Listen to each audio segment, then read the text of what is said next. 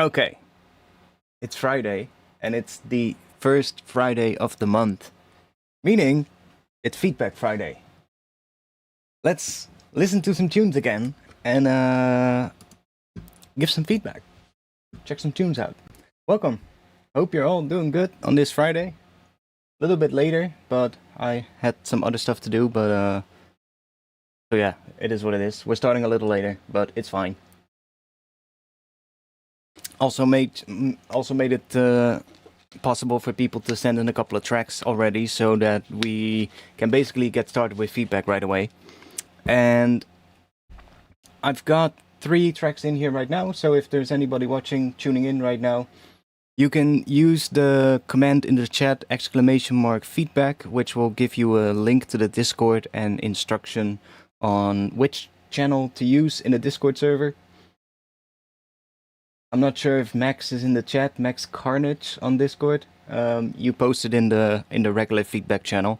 It's a little confusing for some people, I guess, but we have 2 feedback channels. One is just the regular feedback for everybody to use when, you know, it's not a stream and they just want to submit a track to get feedback from other people in the Discord. And then we have the live stream feedback submissions channel, or what is called live stream feedback, which is for these streams. So if you posted in the wrong channel, just post it again in the other channel and I will download the track. So welcome. Let's switch.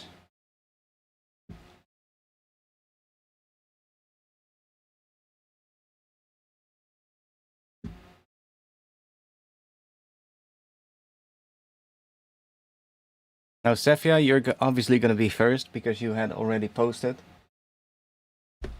I wouldn't include those tunes normally, but you know, it's fine. It's fine. Maybe name the first one not live stream feedback. Yeah. Yeah. It just keeps being a thing that some people get confused by, I guess. Even though one is clearly named live stream feedback and the other one is just feedback, you know. But I don't know what else to do, you know. Like I think it's pretty clear, at least when you know, when you read.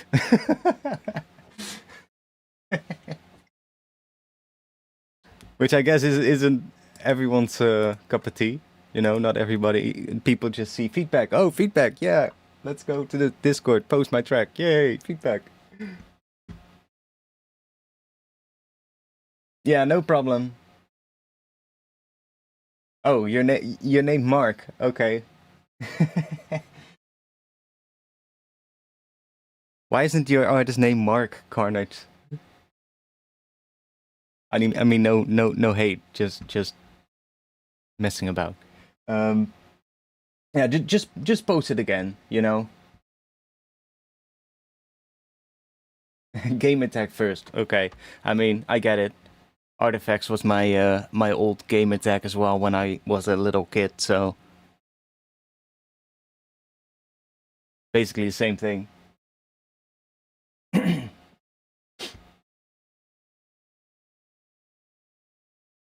So yeah, we're gonna do some feedback. Like, you can send in any genre. Most of the times we do get mostly drum and bass, but you can send in any genre. In my opinion, it doesn't really matter. Some genres I might not have the most knowledge on, so you know, keep that in mind. But I will just do any genre. It doesn't really matter. Let's see. Oh, we got a couple of more. Let's do this. Of course, SoundCloud is gonna autoplay. Oh, I was quick enough. Mark, now you just need to do one thing, and that is turn on the download option, because I want to be able to put them into Ableton. So turn on the download, otherwise I cannot grab it. Oh, weird. And Grayscale's track does not autoplay. Okay. SoundCloud is so weird. Like, it doesn't give you the option to turn the autoplay off. Like, I actually looked into it. I was like, can you like turn the autoplay off? And I was like, let me check. But apparently you just cannot turn it off, which is like really stupid. And it just autoplays. Okay, we got one more.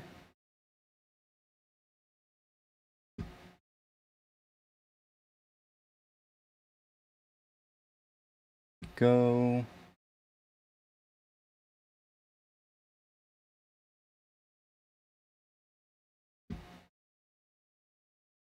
Let me also give the ones that I downloaded a little thumbs up so that I know where I am in the Discord.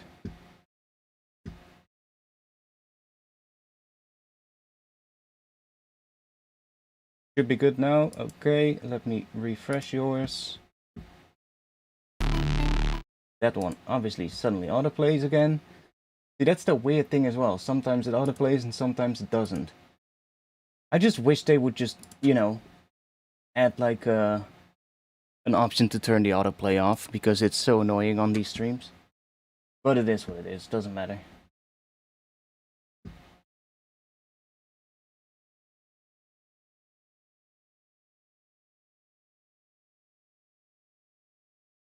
Okay, cool. We got some tunes to get started with. If there's more tunes coming in, I'll get to them when we have gone through these, and I will download them and grab them. Very annoying. Yeah, exactly. I think the thing is that when you have more than one SoundCloud tab open, it doesn't autoplay. But when you just open one tab, it automatically plays. I think that's what's happening. Because I had Mark's tab still open, and I opened another one, and then it didn't autoplay, so. But like, I don't get why they don't just give you the option to turn it off, right? Like, that's such a no-brainer.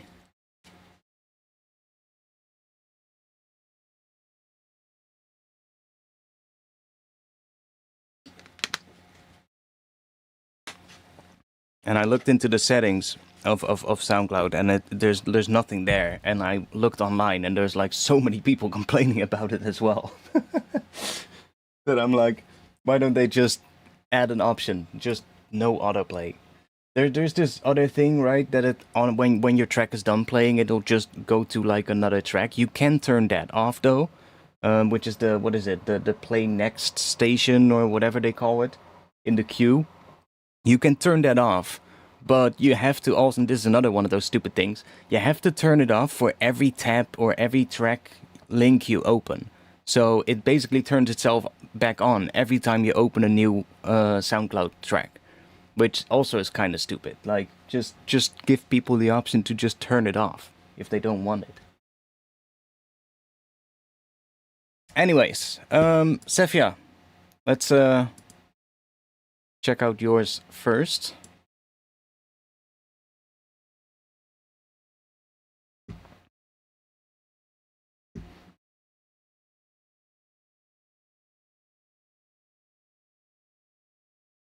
Oh, of course I have to do that.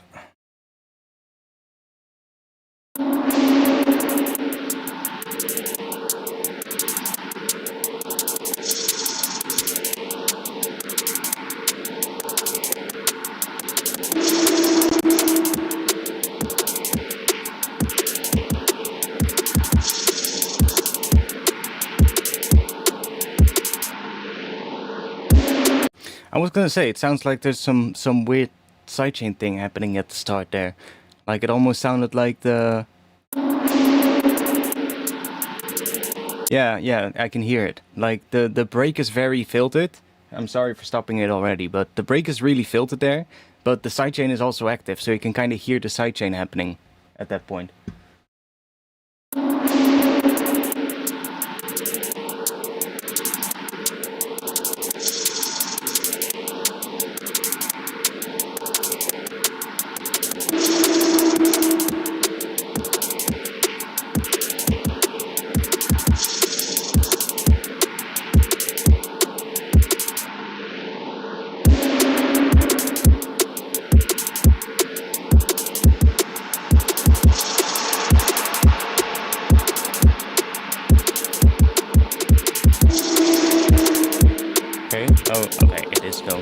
overall.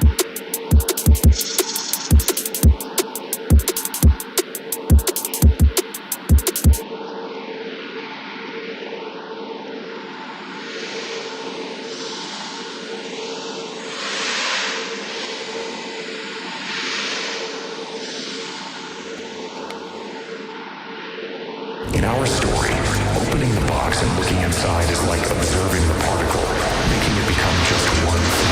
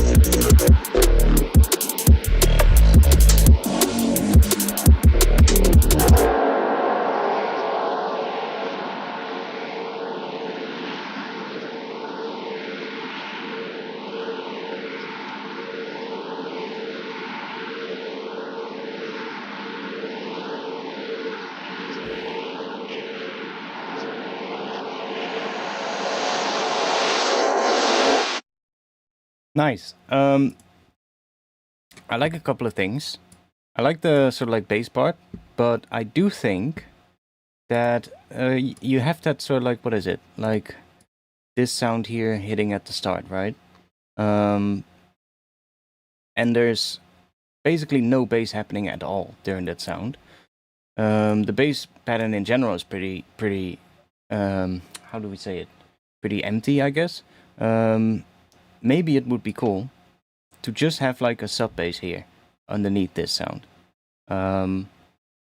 Doesn't really have to be that complicated actually. It could just be like a simple sustained sine wave sub, or just a sine wave with maybe a little bit of an harmonic on top, but doesn't really have to be much. But I feel like it kind of wants something on the, especially on the first kick, sort of like on that first beat.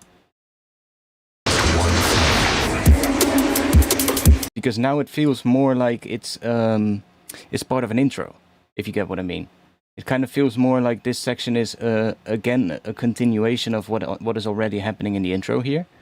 And if you would have like some kind of a bass sub underneath here, you can still have that sound on top, that reverb kind of sound, but then it would give it more the impression of it actually being the drop. Now, I'm kind of wondering if this whole section is needed. Like I felt like it feels a little bit dragging here when everything cuts out. So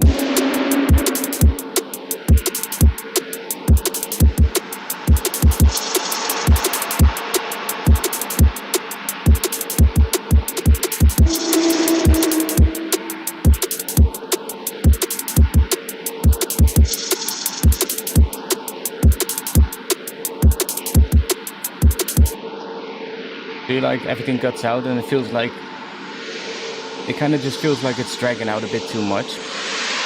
So what I would probably try to do is, let's see. In our story,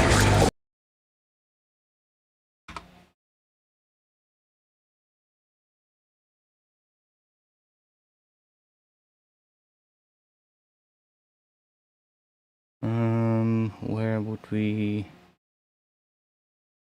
Maybe there.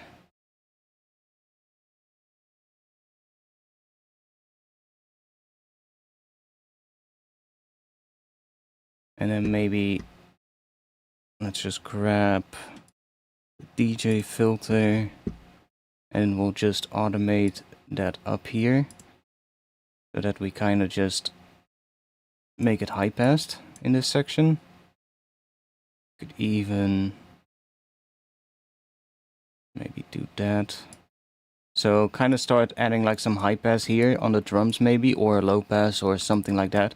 And then maybe even add like some, it's going to be difficult to do now because I don't have the individual tracks of course, but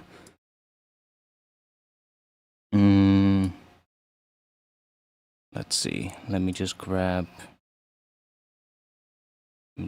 this one.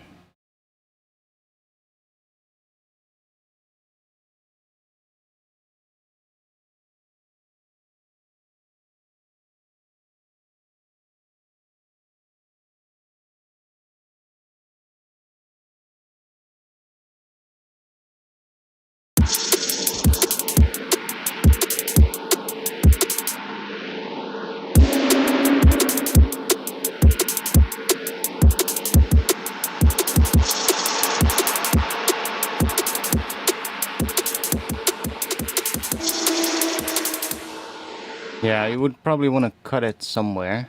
Like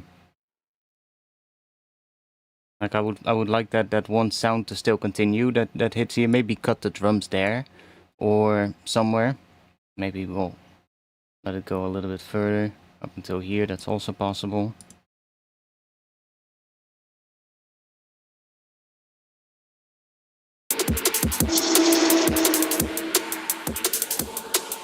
in our story, opening the box and looking inside is like observing. Definitely, yeah, I would definitely try and EQ that vocal a little bit so that it doesn't have that much low end. In our story, opening the box and looking inside is like observing the particle, making it become just one thing. And then have like some kind of a sub bass on the first beat. Like maybe we can quickly try that out. That shouldn't be that hard to do here. Like if we just grab an operator, just give it a little bit something. What is the key of this one? Do you know?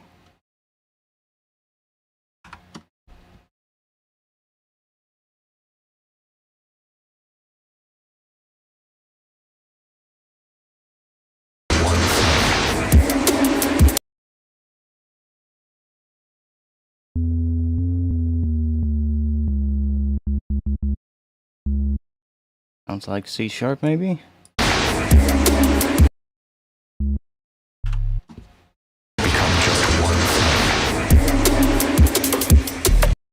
See already if we just add like a little sub hit there. Making it become just one thing. It immediately sounds a little better. Like obviously you want to work a bit more on it, but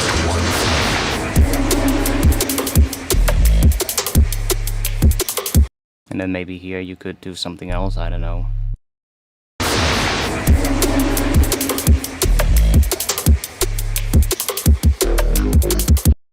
And just having like some kind of a sub bass there, maybe give it a little bit of a pitch envelope.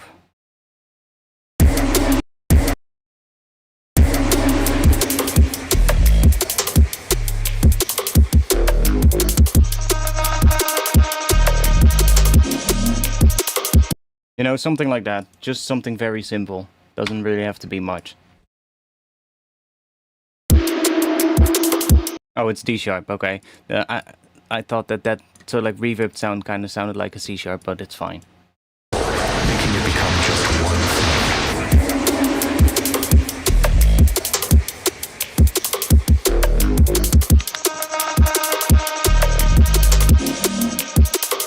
And the whole, like I guess the whole DJ friendly thing, that can still work if you do it an arrangement more like that. Especially these days. Like especially these days with how good like mixing gear has become. Like you don't really need the really long sort of like DJ friendly intros anymore.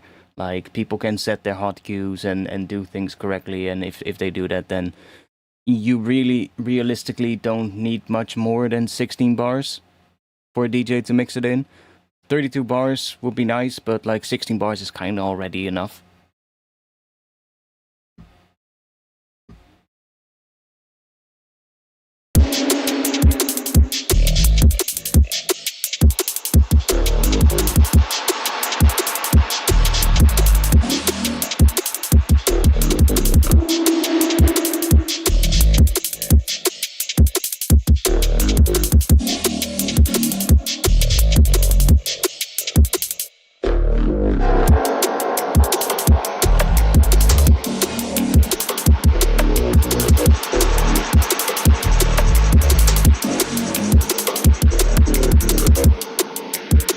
Yeah, really something on the first kick or every time would really help to give this a bit more sort of like impact. And then this section, I think you could maybe add something. Like just that noisy texture is a bit, it feels a bit empty in those sections, and that kind of was happening in the section before the drop here as well. I think you could maybe add something. Doesn't have to be much, but something, maybe something slightly melodic, a little synth thing, or some sound effect that is being filtered, or maybe some sound with a bit of delay on it, so that it kind of fills that section up a bit.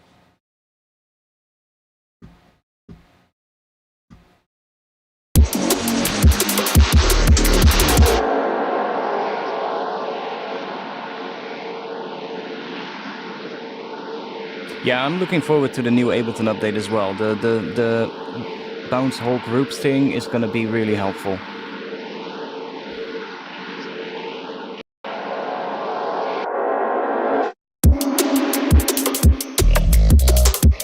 Yeah, and so for this section, I guess the same thing, you know, just adding like a little sub-bass hit at the start on every like first kick of every section.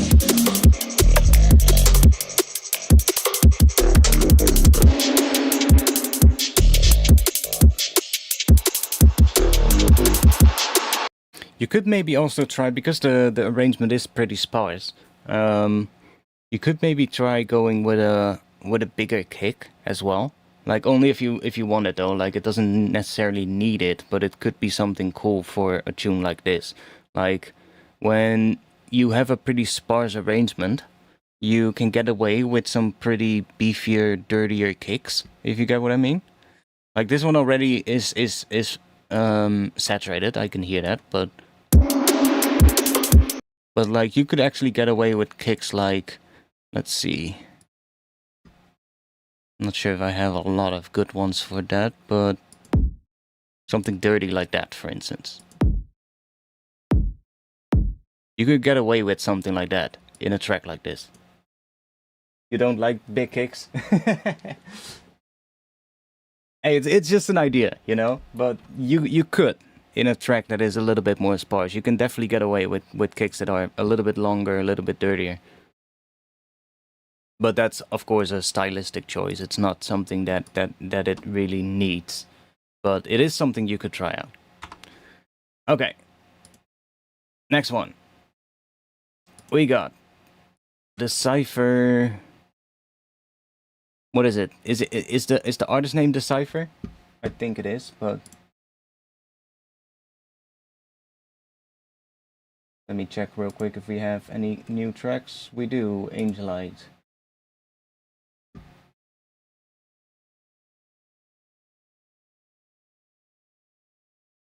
Let's give that a download.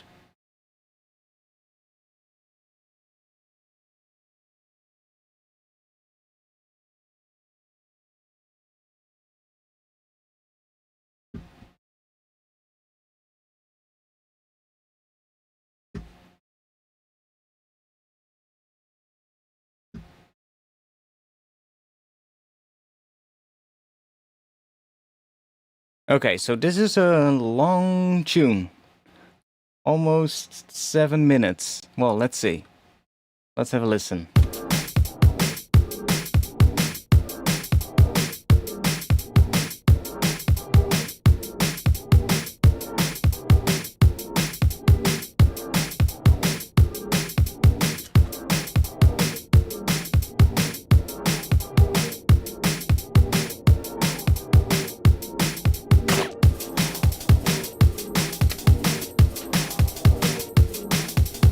Yo, Angelight.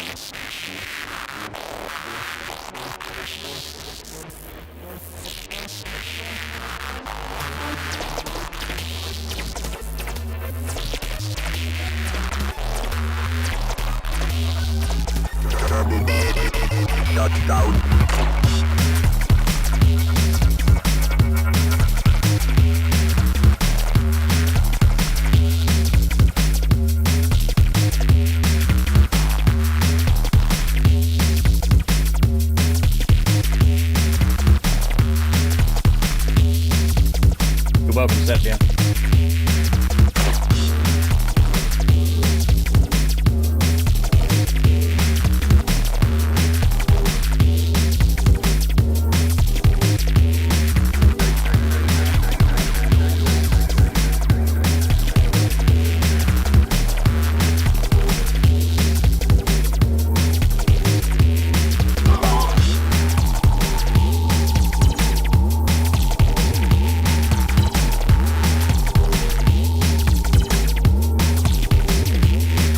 Nutty pitch movement on the bass in this one.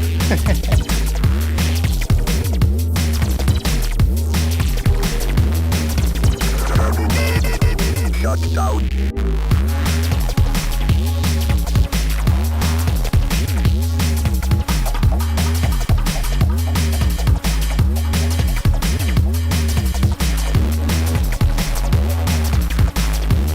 Yeah, Snare could definitely have a bit more punch.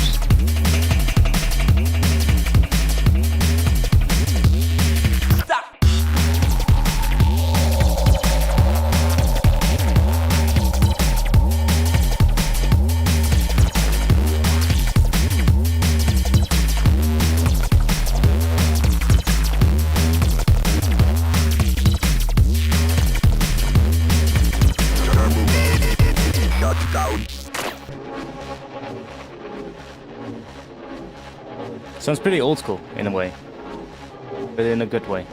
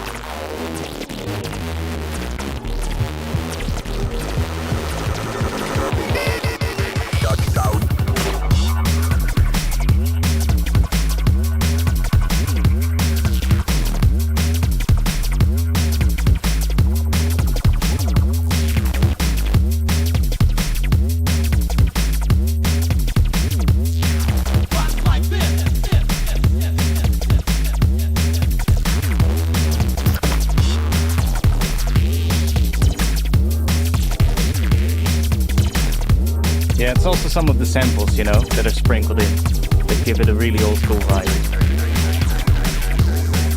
Like those bit speak kind of vocal samples.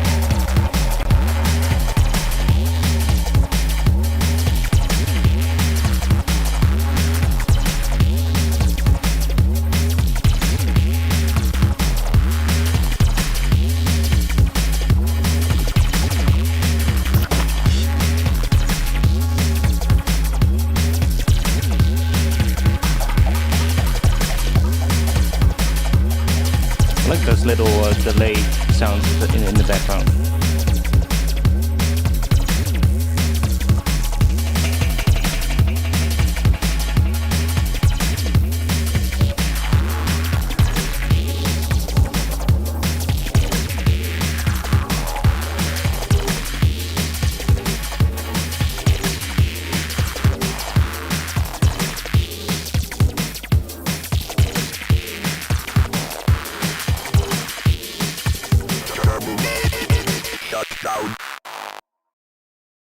Yeah, like nice track for sure. I do think that the snare can be slightly punchier though. Like it's a bit fighting for space in the mix, and that is probably because it just lacks a little bit of punch.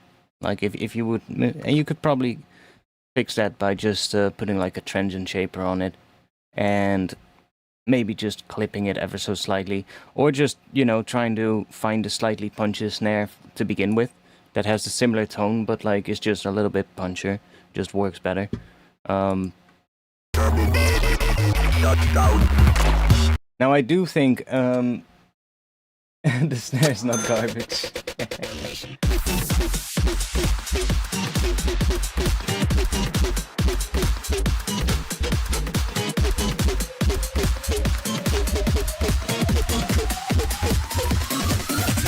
Also, thanks for the... That snare is not garbage. Wink no kao. Wink no kao. Wink no kao. Wink no kao. What did you do with all the emotes? Wink no kao. Wink no kao. Wink no kao. Wink Why is it... kao. Why is it pronouncing the emotes? I just think like the one thing that I do think, like, because the bass line is basically doing the same thing all the way through, it could probably be cool. Wink on the cow. I don't know what I was saying, but no, like the bass line is doing the same thing all the way through, right? And because it's a relatively long track, I would maybe try to do a slight variation in the second drop on the bass. Like, just change the pattern ever so slightly. Don't want to go too far away from the original pattern, because then it starts sounding like two different tracks, I guess. But maybe add like a little extra note in the bass line, or do like a little octave jump in there or something, so that it doesn't go to like necessarily a different note, but it just goes to a higher octave for one little section and then bring it back down into the pattern just regularly, and then sprinkle it in every now and then, just to kind of, I guess, spice up the second half a little bit from the first half. Because like it is a pretty long track, right? And there is enough stuff happening for it not to get really repetitive, because like I listened to the entire thing all the way through and it didn't really sound too repetitive, but there is like, because the bass line just keeps doing the same thing over and over again, I do think it would be nice to just change something in the second half so that it just feels a little bit slightly different and there's something fresh happening. I do like a lot of the other things. Like I like that the bass that every now and then there comes this sort of like higher, sort of like mid-rangey, crunchier part of the bass, that filtered sort of like bass thing coming in, which is just a layer on the sub, but it really works.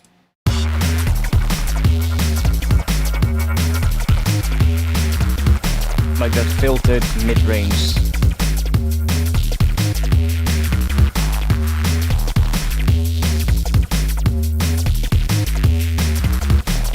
I like that. And then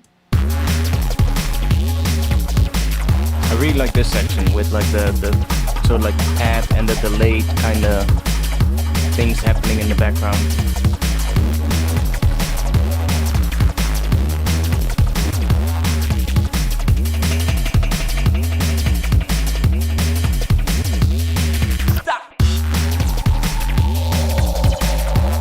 That spooky synth right here. Like, that's what I mean. There's enough stuff happening for it to not be repetitive. Like, you don't... Like, you could make this a lot shorter in a way, but then, you know, it kind of strays away from the more old school vibe, so I'm not really gonna complain about that. Like, you could... Like, these days tracks are getting so short, and I honestly am not a big fan of it, of really short tracks, but, like... When you listen to some of the tracks coming out these days, it's like some tracks are like 1 minute something, and I'm like, why? Just give us a little bit of a longer track, like at least 3 minutes, right? That's fine. But for like a track that's a bit more old school, it's fine to have a track that is 6-7 minutes. I don't really care. Some people might not like it though. You gotta keep that in mind. But I guess those kind of people also wouldn't be listening to more like old school drum and bass tracks, right? No, it's absolutely crazy these days. Like I was hearing like which album was it, or which release was it? I was listening to a release earlier this week. I think it was the latest Imanu release, and some of the tracks are like 1 minute something, and then or like 2 minutes something, and I'm like, most of the time when the track ends, I'm like, I kind of would have liked it to be longer, you know. And I get it, you know, like, I think it's the fault of streaming. With shorter ones, you can easier release more stuff and get more plays in your account. I guess, yeah. I guess. That's definitely one of the reasons. It's basically the what do people call it? The TikTokification of music, right? But like having a track that's like 1 minute 20 or something, and it's like it's literally just it's like a 16 or 32 bar intro, one drop, and that's the track. And I'm like, I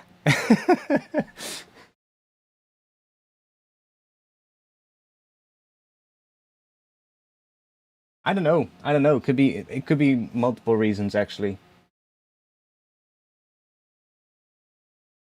I don't think necessarily a track needs to be necessarily long though. Like some tracks just might be better when it's shorter.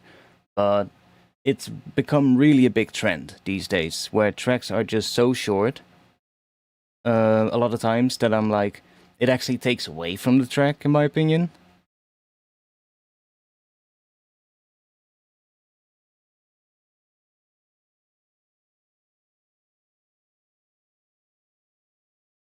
Oh no, Mark, I get that. That is fine. Like,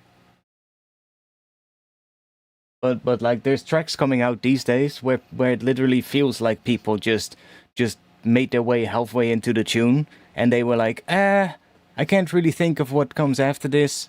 Fuck it, I'll call it a day and just release it, you know? Yeah, there's this really. It's not just on like music. You can see it on YouTube sometimes as well.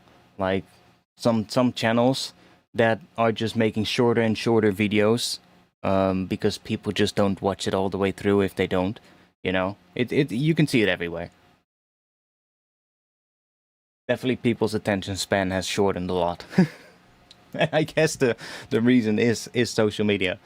But I don't mind though, I like longer tracks. So yeah, for this one, I think there's not really a lot to say. Like, I think the main things I would work on is just, like I said, like adding a slight variation into the bass in the second half. And working on the mix of the drums. Like, mainly the snare drum. The kick feels fine for this kind of style drum and bass. But the snare just feels like it needs a little bit extra punch to punch through the whole mix. Maybe a little bit brighter so that it, you know, it damn, I can't speak. Just so you can hear it a little bit better, you know? Right now it feels a little bit muffled in the mix. Not sure if we could fix that here. Probably not, because we're gonna boost everything.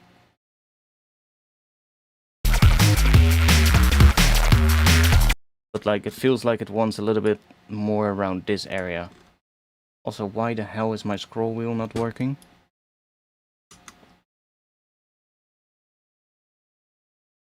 Okay, there we go.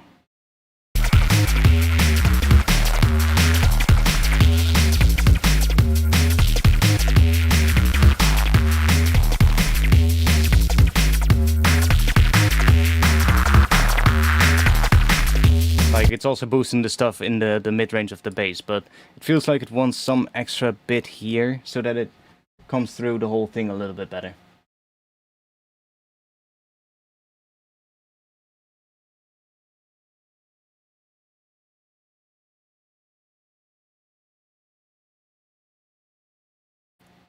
Turn those off. Okay. Next one is Crunch Time. By who? I don't know by who. Let me check the Discord.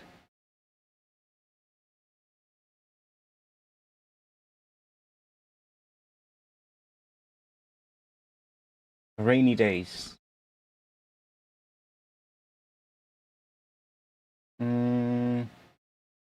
Did I download that track already? No, I did not. Let me also grab the new tracks while we're in the Discord. Grab that one. Let's grab that one as well. And that one.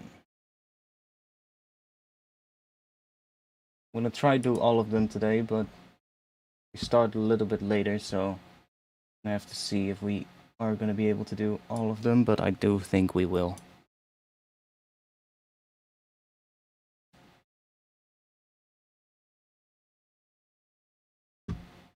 Okay, cool.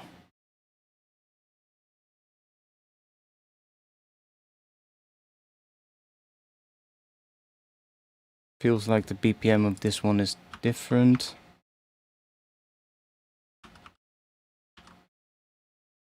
.172 from the looks of it.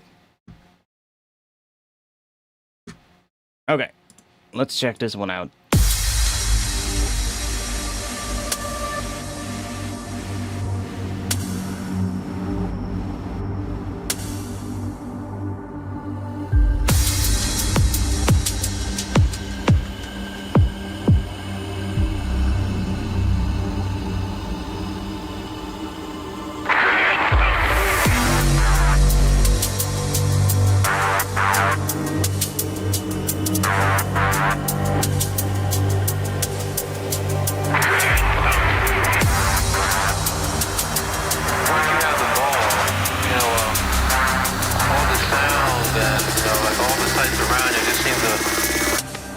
out.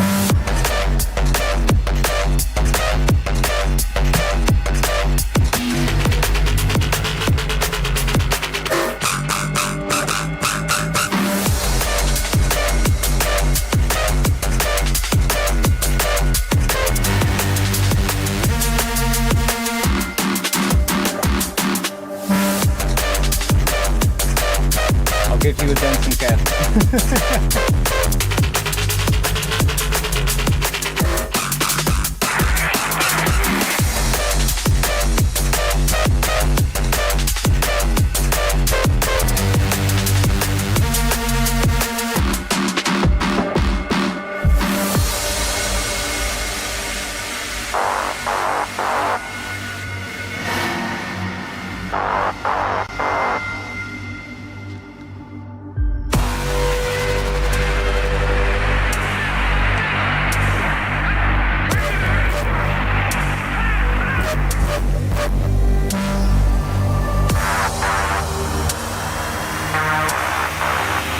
All the sound and like all the sights around you just seem to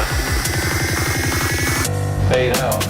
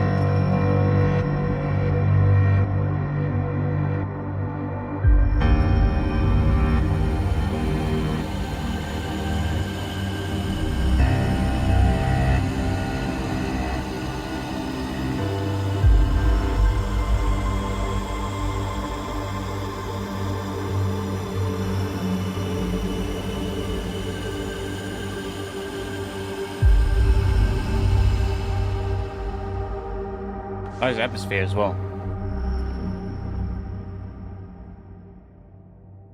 The one thing I'm wondering about though, you can go away now, how, because I can see on the phase correlation here that sometimes it drops in the negative side, so we definitely want to check out what happens in mono.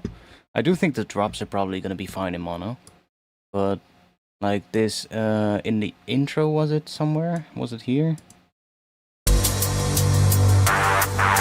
No, not here. It was later, I think.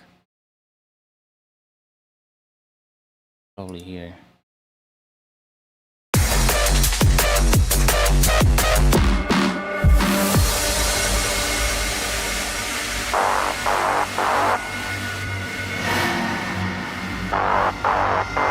Like, that's fine.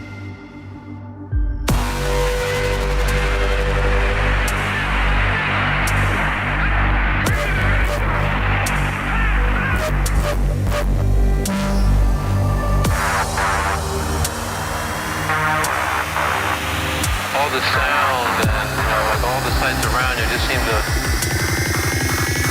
fade out. I guess it's fine. Sometimes when things drop into the negative on the phase correlation meter, it just cancels itself out too much, but I guess it's fine. Doesn't really... Yeah, the foghorn was the one thing where I noticed it as well. I'm gonna have to find it in here, but...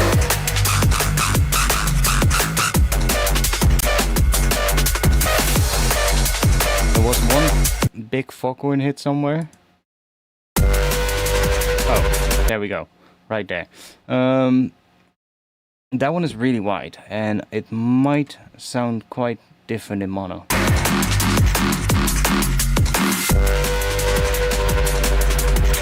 See, it sounds a little quiet in mono compared to the stereo version. And that is because you can see it here as well.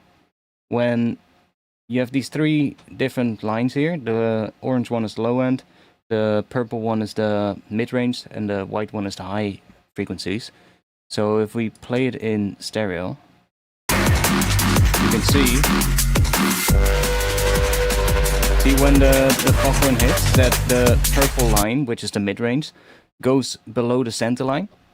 And every time it goes below the center line here, it basically means that there's so much width that things will start cancelling out in mono.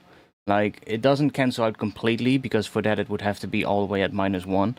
But it does go below the center line, meaning that you're definitely getting quite a bit of phase cancellation there. And that makes the whole thing sound quieter in mono. And because that foghorn sound is mostly mid-frequencies, right? That's why that sounds quieter in mono when you listen to the track in mono. But not necessarily a big thing when people are listening on headphones, but when it would be played in a club, where sound systems are mostly mono, it would result in that foghorn being quieter than what you probably want it to be. Yeah, it basically sounds quieter then. So what happens, right, is when you have a lot of width on the sound, there is a lot of difference between the left and right channel. And if the waveforms are basically complete opposite of one another, so if you have a sine wave that goes up like that, and then another one in the left channel that has the opposite shape, it will just cancel out the silence if they're exactly opposite from each other. So the further it goes below the center line, the closer they are to being the exact opposite of one another in the left and right channel. And so the closer it gets to -1, the more it starts to cancel itself out, if that makes any sense. And that will result in a lower volume when it's played in mono.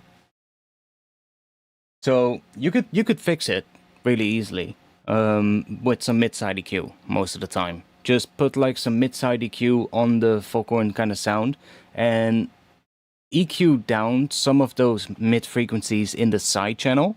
So just take like an EQ and set it to mid-side mode, and EQ out some of the frequencies in. Maybe we can even fix it here, to be quite honest. Like, it will also affect like the other sounds in the mix, of course, so you have to keep that in mind. But if we do mid-side mode, and let's see where, probably around this area. Yeah, so right around there. So in the mid channel, or in the side channel, we're gonna just give this a little bit of a cut here. And then we could maybe boost them a little bit in the mid channel. Now, obviously, you want to do that on the sound itself and not on the whole mix, but let's keep an eye here.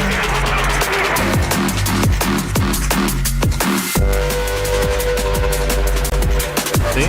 Now it stays above the center line, which is, I would usually say anywhere from like +1 to 0 is fine. And when it goes below the 0 line, it could still be fine, depending on the sound. Like, if it's a sound that's really just a background element that isn't necessarily important to the sound, to the track itself, which it's just there to fill things up a little bit. If that sound, goes into the negatives, usually fine. Just gotta keep in mind that sound will be a lot quieter in mono. But if it's not necessarily one of the core elements of the track, who gives a shit, right? But if it's an element like this, which is definitely one of the, well, it's a big part of the drop, right? That sort of like mid-range foghorn kind of sound. It's something that is definitely, it needs to be there, right? Because if it's not, it's probably going to sound empty. So those kind of sounds, you really want to make sure that they stay above the center line, or at least try to stay above the center line as much as possible. Like, sometimes you will dip down below it just ever so slightly and then go straight back above the center line. Usually fine. The only time when you really want to maybe not have that at all is when you want to have your track cut to vinyl. Because when you cut like a track to vinyl and there's a lot of dipping below the center line, that could make that makes it basically impossible to be cut to vinyl, because it would cause the needle to actually skip. Which is a whole nother thing, but For like background elements, usually it's not that big of a deal. Like a reverb tail, for instance, which is very stereo, will most of the time go quite. If you play just a reverb sound and you have like a pad or something that is very wide, most of the time it will go below that center line on the phase cancellation meter, and there's not really a lot you can do about that. You could make it more mono, but then, you know, the pad is probably not going to sound as nice because it's not as wide. But for sounds like this,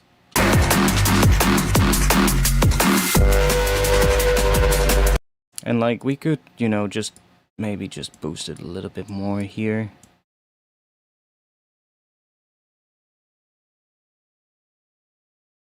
Don't want to do too much, but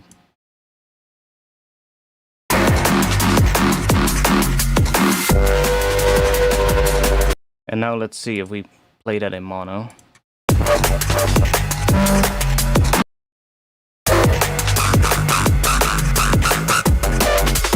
Where is it? Like, it obviously affects a lot of the other things in the track as well. So you would want to do it on the sound itself, because that would give you a lot more control. But it's definitely something to keep in mind. Because if you don't, well, you can hear it.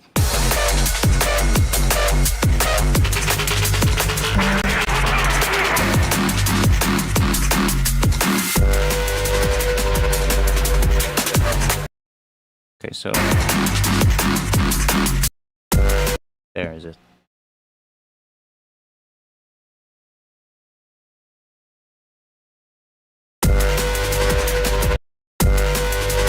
It just gets a lot quieter in mono.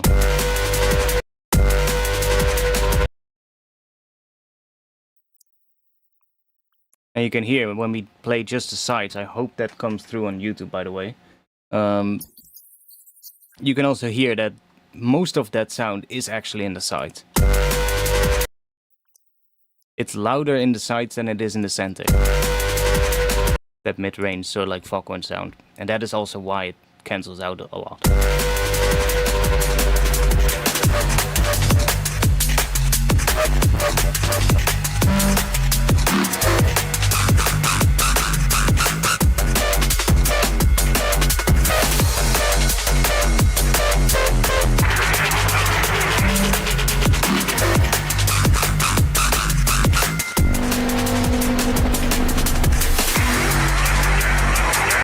Like, and it's nice to have millimeters, because like we have a phase correlation meter here as well. Like, you can't really see it that well because it's really tiny, but if we open this up a bit, we have one here as well. But this one is just for the entire track, so for the entire mix. So it includes the low frequencies, the mid and the high frequencies. And you can see it doesn't go below zero, right? It stays above that zero line, so it kind of looks fine there.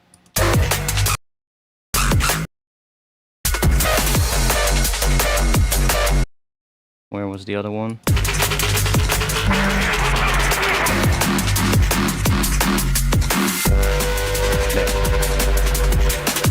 There. It stays above that zero line, so it looks fine here. But the millimeters one gives you a multiband phase correlation meter, so you can actually see it per band, and there we can really see that mid-range just goes below the center line. Again, it's not always a problem, but I think for that sound you definitely want to EQ it a little bit with some mid-side EQs, so it just sits a little bit more in the center of the mix. Other than that though, I really like the track. There's some really nice atmospheric parts in it. I really like the atmosphere in the intro and the outro. That definitely works very well as well.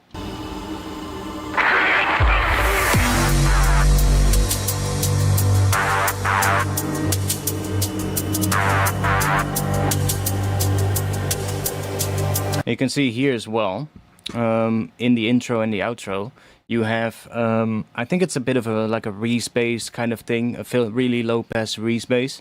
That one has a lot of width as well, and you can see that in this area, you can see that the low end, when that res is playing, is also going into the negatives on the phase correlation. So that would mean that the low end is actually canceling itself out as well. So you would be able to hear that in mono too.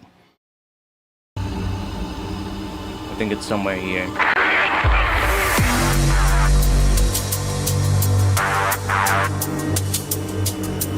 Mid-range as well, actually.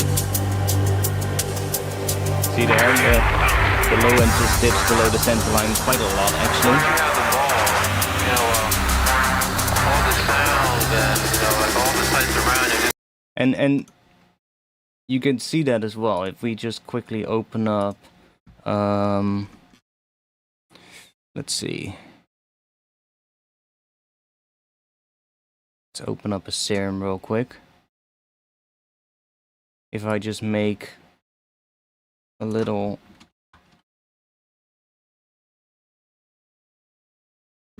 clip here, let's just add a note.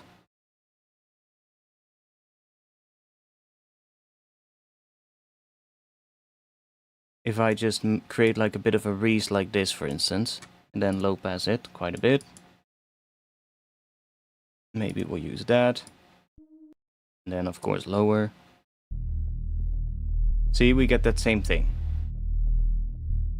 You can see it keeps going below the 0 line, and that would mean when it's played in mono, that sound basically just disappears. Everything on the sides just disappears, which isn't always a problem, but for like low-end elements, usually you want to make sure it also stays above that center line, and it's pretty easy to do actually, because there's a couple of ways you could fix that.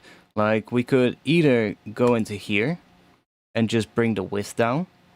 Like, don't even have to go all the way to 0, but just bring it down a little bit. And that would already keep it in the positive range. It might go slightly below 0 every once in a while, but it will sit a lot more in the positive range, making it just a lot better in mono. Or what you could do, if you do want to have like the really wide sound, you could just remove the fundamental from this one and then add a separate sine wave here, and that would actually make that sine wave just work in mono. Of course we want to bring it down, but you will still have sort of like the mid-range getting really close to cancelling itself out.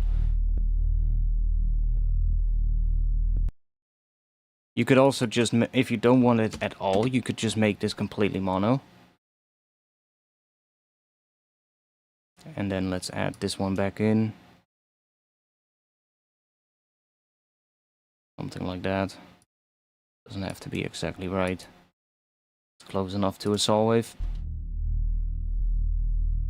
So now we don't get any at all.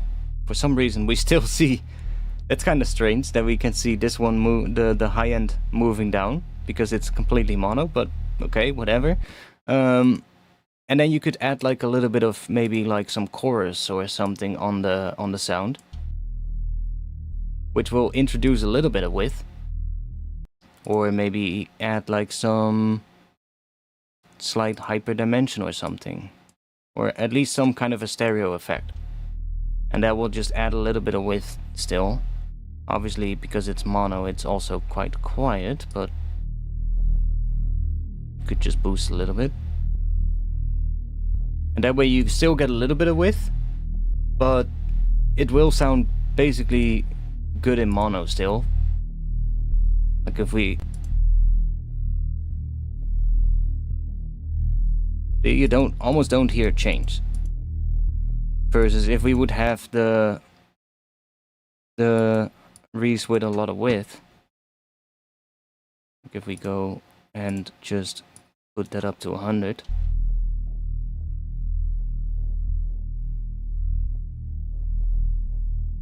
It suddenly gets a lot quieter in mono. And that is the result of the phase cancellation.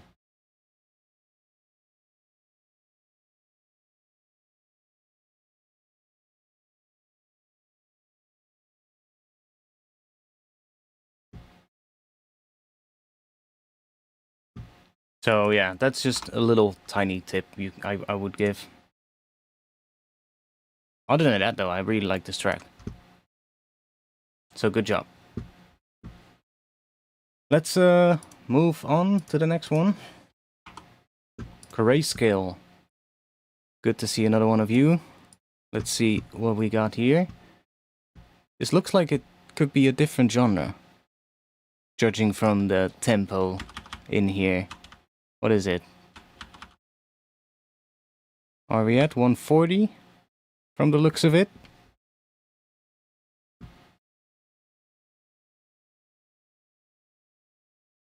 Yeah, David, honestly, like the track itself is really nice, so like there's not a lot of negative stuff to talk about. So just those couple of little things, if you can fix that, then it'll just make the track just ever so slightly better. And then you basically got a nice track because, well, you already got a nice track, but then it's even better, you know? So just work a little bit on those things. 140. Okay, let's see what do we got. I think we're still in mono. Yeah.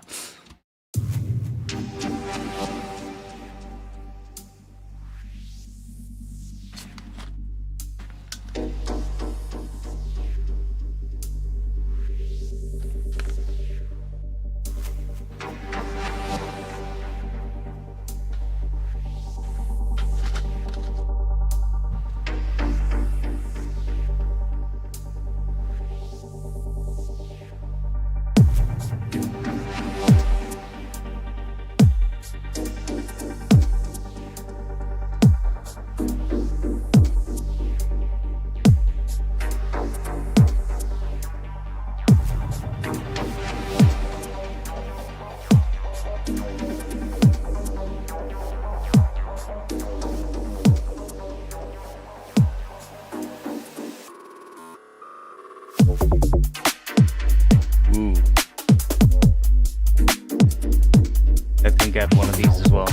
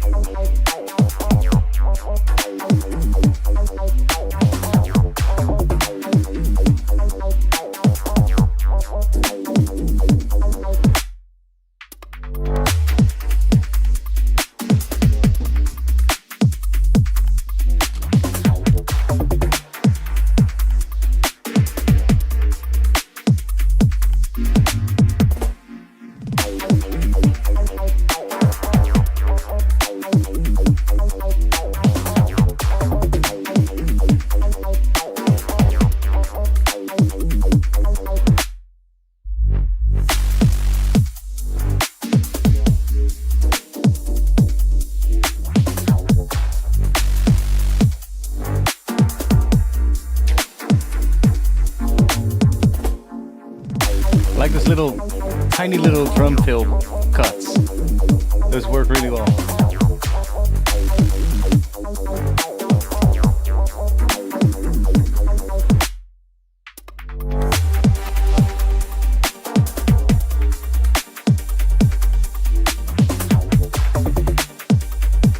And those stabbing little bits work really well.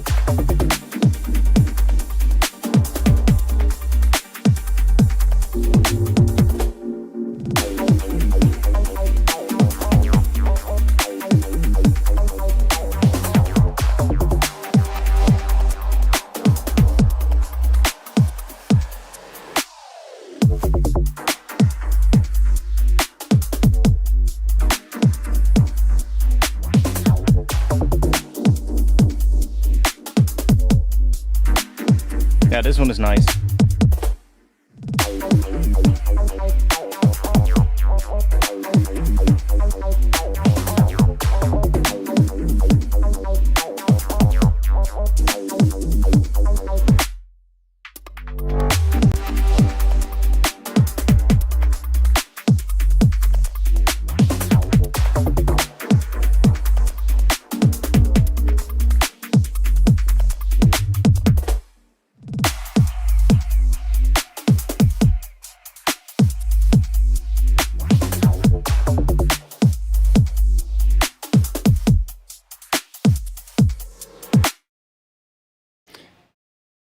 Yeah, most people in the chat already said a couple of things that I was also gonna say.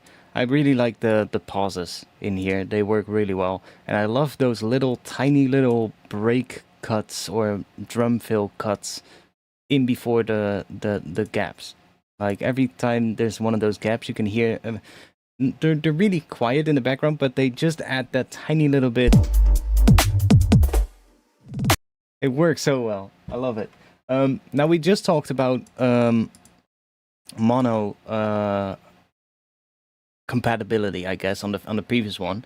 I think on this one, you could actually get away with maybe adding a slight stereo layer on maybe the snare. I think that could be cool. Like the snare feels pretty mono at this point, which is fine. But you know, you want it to be good in mono. But I was thinking like maybe, let's see.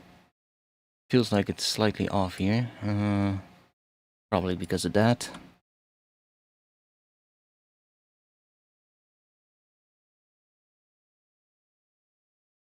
That you could just sprinkle in every once in a while. Let's see.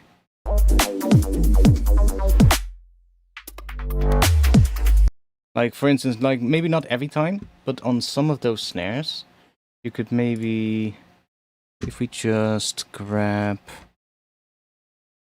Let's just grab a Valhalla room or something. And then we could just give it a little bit of that.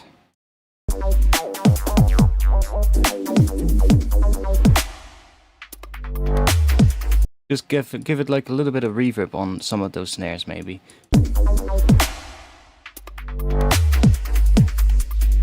And then maybe not on every one, but like every other one or something like that. Or you could just add like a little bit of a stereo layer to the snare itself.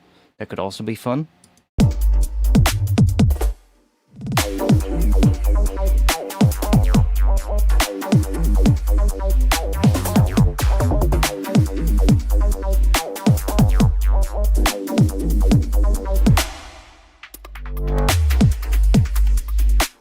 But like, I think that would work pretty well.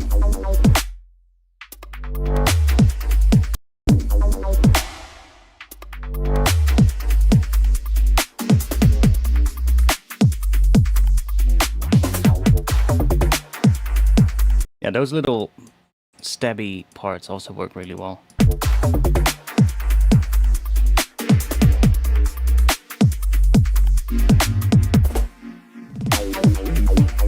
I guess that reverb thing, you could do it on every one of these sections where you end on a snare.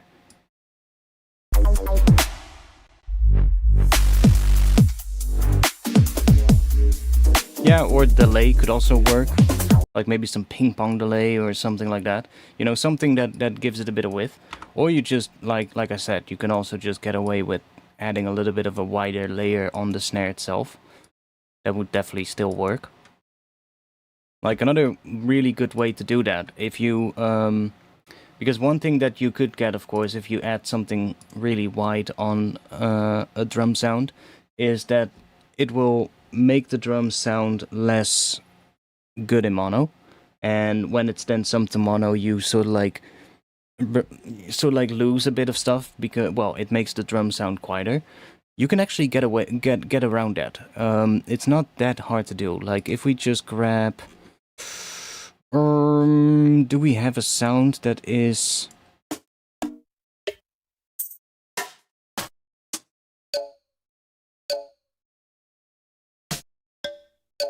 Okay, we're just gonna take that one because it has a bit of an interesting tone. Let's just put something on here. Just fade that a little bit. And this sound is completely mono, but not sure what the pitch is of that sound, but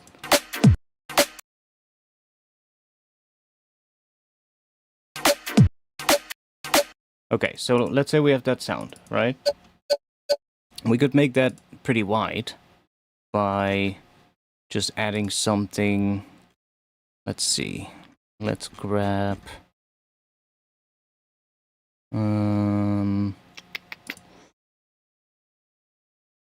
I guess we can just create a little Haas effect kind of thing to make it wide. Where do we have delay? No feedback, just unsync that. Let's do that. Let's just make that one a little bit like that. So now that is pretty wide. Now if you don't want this to interfere with what is happening here, you can put a utility on here. Or some kind of a thing that allows you to change the stereo. And you can just go into a mid-side mode on the width and just only have the sides. So that way there's nothing in the center, so it won't interfere with the main snare at all. And you just get a wide layer that gets added to it. And then when it's to mono, that white layer just completely disappears. But as long as the main drum sound is still good in mono, then it should be fine. See? So we get this, which gives it width on that snare. But if we then play that in mono, we just have the main snare again.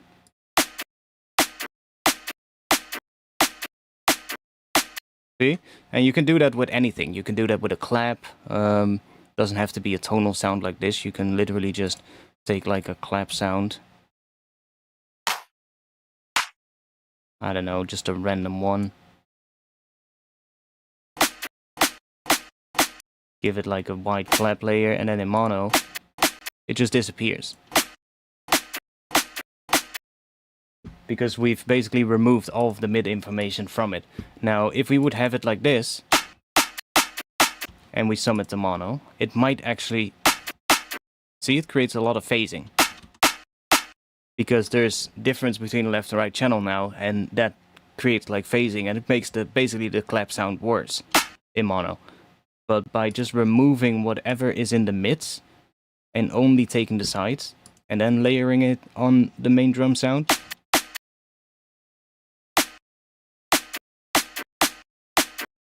you can just use it to add like a wider layer to something without it affecting the main drums itself.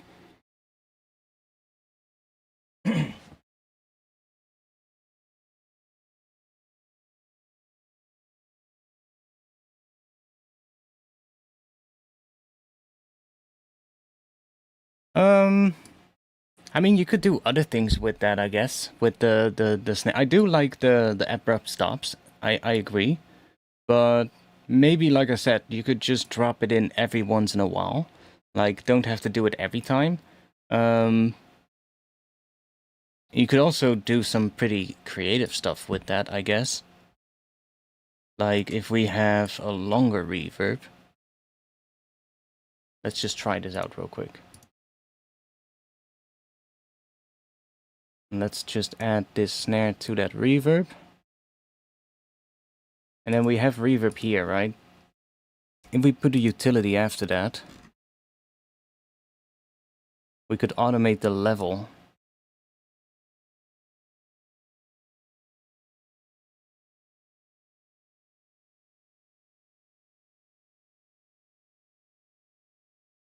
Bring it down here.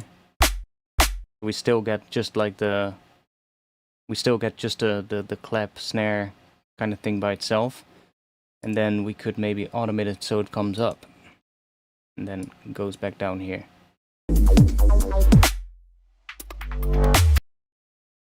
Maybe we have to bring it up a little bit more.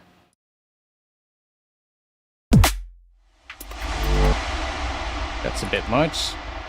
But you can get what I mean, right? You can use the reverb that is created by that to also create swells and stuff like that. So you can still have a little gap where it feels that abrupt stop, but then it comes in afterwards. So doesn't necessarily have to take away from having that abrupt stop. You can still do something like that. You can even, I don't know,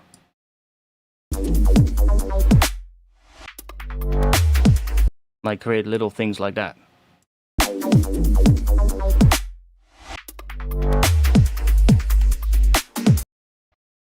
So I would try out a couple of things like that. I think that would maybe work. But other than that, this is a really nice track.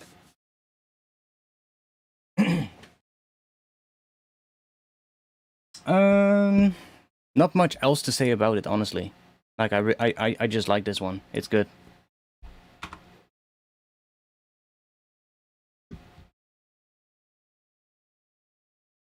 Now we're going back to 172. By I always have an issue pronouncing this name. Carter with 2 A's. Breakthrough.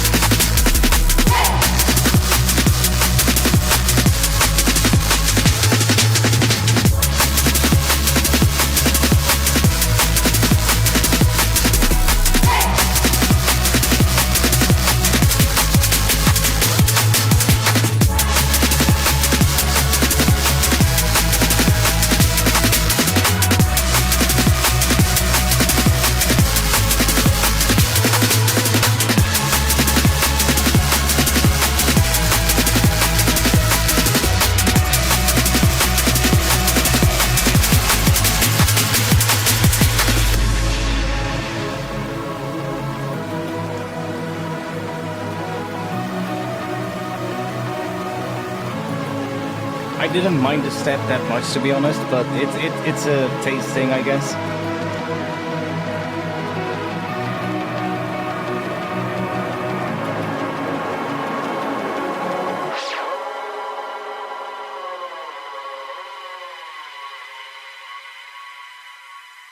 Like, some people don't like rave steps at all. Other people do.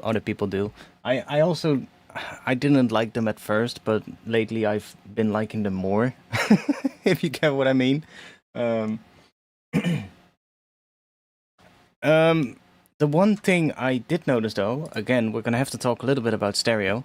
I won't make it too long because we've already talked about it quite a bit. But the main pad that is in the intro, and then also extends into the drop sections a little bit, and during like the last section of the drop, I believe it's there as well. That one is really wide, and because it's so wide, that will probably sound quite different in mono. Again, I don't want to sound like a broken record, but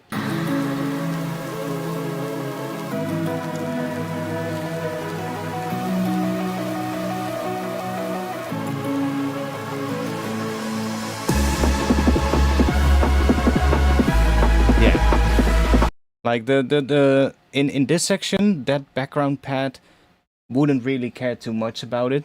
If that sounds if that one is really wide and it sort of like cancels itself out a lot in mono, wouldn't really care too much about that.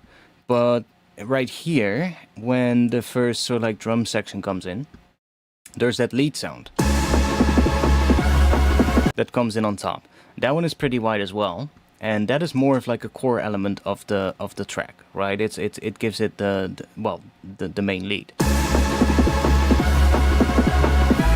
And see how that one almost, it does. You can still hear it, but it almost disappears in mono.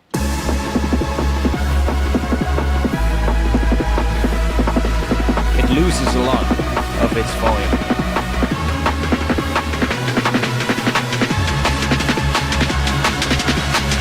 So when this would be played in a club, that lead almost disappears. And that is probably not what you want, because it is a pretty important element to the track, I would say. So, again, for that one, how to fix it, just put like some mid-side EQ on that lead, and cut away some frequencies in the sides, and most of the time when you do that, you want to boost a little bit of those same frequencies in the mid, so you kind of make up for the loss in volume. Or if you want to do it even better, probably is just go into the actual synth that creates that sound and decrease the width on the oscillators. If there's like some unison or something like that, decrease the width of that. Don't have to take it out completely, but just decrease it a little bit so it brings it more into the center to begin with.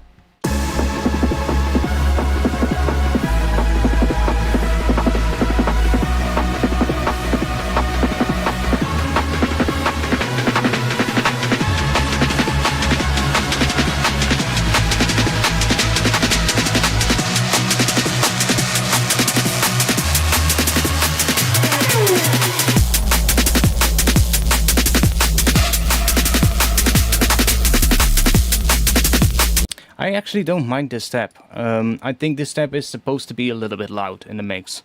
It adds a bit of contrast to this really low-pass kind of, or low-pass, there's some noisy stuff on top, but the bass goes pretty simple in this section after the intro, and I think that step definitely adds a bit of contrast.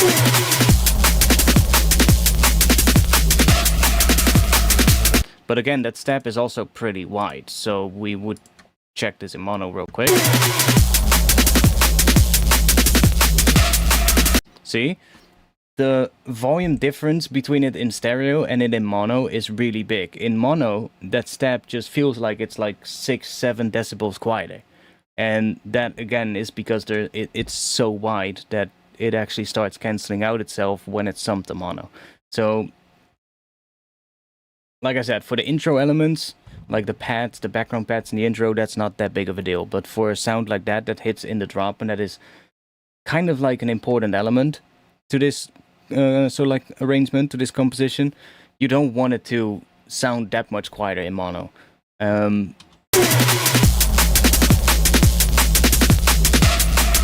See how it kind of almost in mono, it kind of almost feels too quiet, and then in stereo,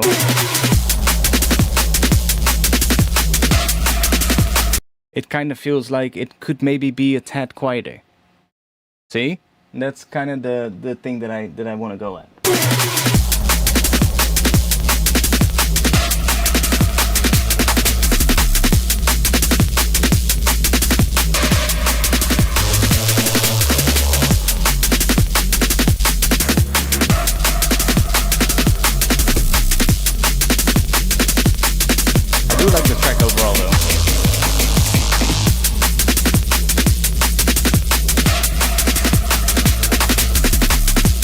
But like when that stab kind of sound is definitely an important element to this drop. So you want to make sure that that sounds good in mono, so that when it's played out live in a club, it doesn't sound like it feels like it misses something, or that it suddenly sounds a lot quieter.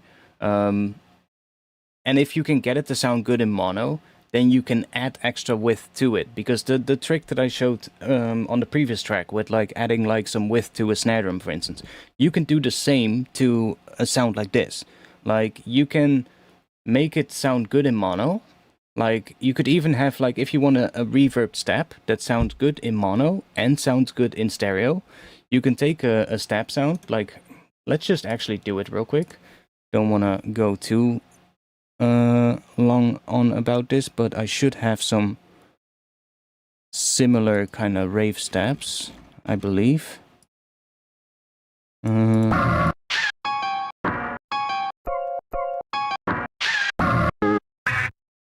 Let's see, I had that same rave stab somewhere that was also used in one of the latest Ring North tracks.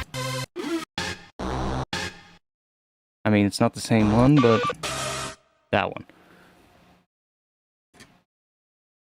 Like, if we want to make this one have reverb that sounds good in mono and in stereo, we could literally just... Like, let's say we have that sound, right? It's well, it's not completely mono, but it's good enough. Probably sounds good in mono. Yeah. Okay, so we could add a reverb to it. Let's say we're just gonna grab a vintage verb. Doesn't really matter which one. Let's group that. And let's create another chain. So that is our dry chain. Oops. That is our dry chain, and then we have our reverb. Now, if we really, we could, you know, do like some mid-side stuff here after the reverb to make sure it works in mono and in stereo. But you could do a similar thing that I showed earlier. You can literally just make one reverb, for instance, mono, or even go into mid-side mode and make it mono that way. So that is the center. That is always going to be there if it's summed to mono. Whatever you do, that is just going to be there. You can EQ it a bit to bring out certain frequencies maybe on that sound. But that reverb is always going to be there in mono. And then we can just take another reverb and put that on here. Maybe pick a different thing. Let's go with that one, why not? And then grab another utility, and then all we have to do on this one, switch this to mid-side mode and put it all the way to the side, so that there's nothing in the center of the mix, but all the reverb signal from this one is in the sides. See, it's just side information, there's no mid information. Now then together you get a nice wide stereo reverb again. But when we sum that to mono, the two reverbs won't interfere with each other. And we would just have that mono reverb again that we already created. And obviously it is going to decrease in volume a bit, but as long as you can make that one in the center sound good by itself, then you can just keep adding stuff to it in terms of width, in terms of white elements, as long as you remove everything in the center. And that's a pretty cool track, actually. I most of the time use it on drums, but you can just as well use it on something like this.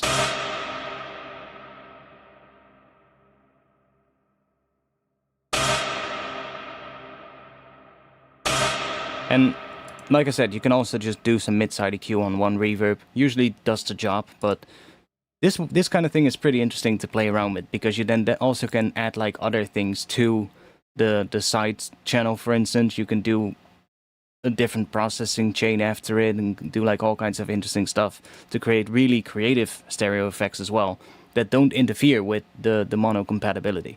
So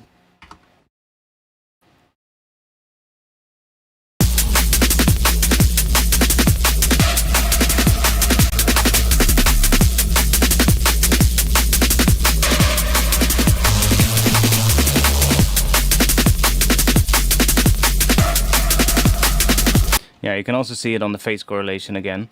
When the steps hit, it goes below the center line in the mid channel.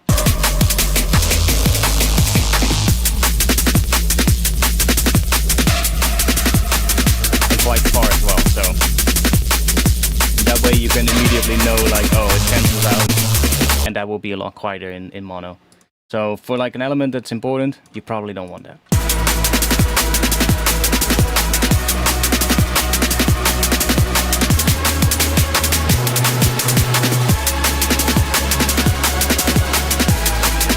I do like the chords actually. When I first started it here, I thought it was gonna it was gonna sound a lot happier than what it actually does in the drop. Like when I heard this, I was like, oh, we're gonna get happy vibes. That arp pattern, or what is it? Is it like a sort of like a sampled piano or something? Almost made me think of like old happy hardcore tracks. But then during the drop it went a lot more angry and a lot darker than I initially thought it was going to be, which I actually like, but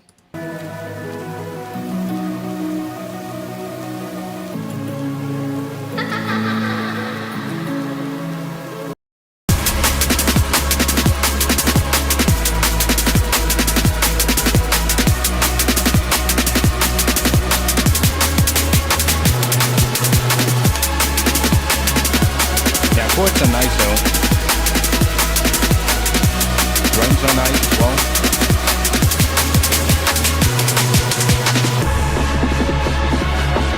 I think for this one you really just want to work on the mix, and most particularly work on the stereo field of the mix. Other than that, I really like this one. So good job. Now we got Get Naughty. Okay, are we gonna get naughty? And this is 174, 175, I think. Don't know by who.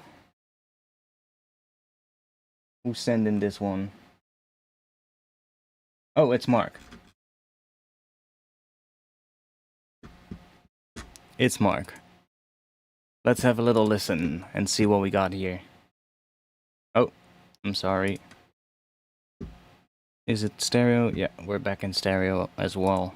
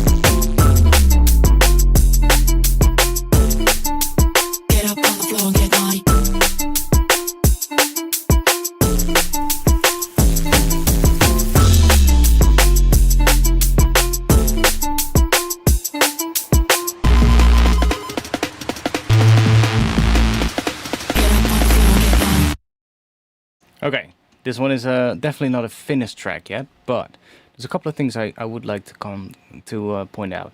I think during the drop itself, you can probably add another bass, especially in these sort of like sections. I believe it's there. Oh wait, here. Drop starts here somewhere. Yeah, there. So you got this sort of like subby kind of bass going down. And then in these areas here, there's a lot of space for it to be filled up with like some kind of other bass.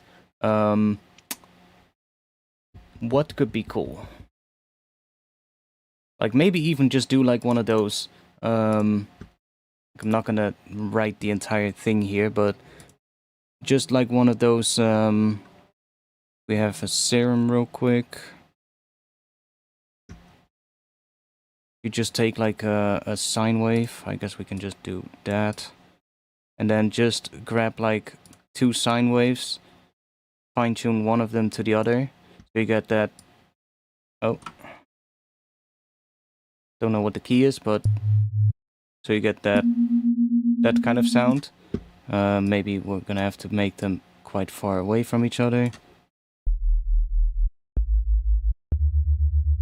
To get that kind of sound, and then just saturate that a little bit.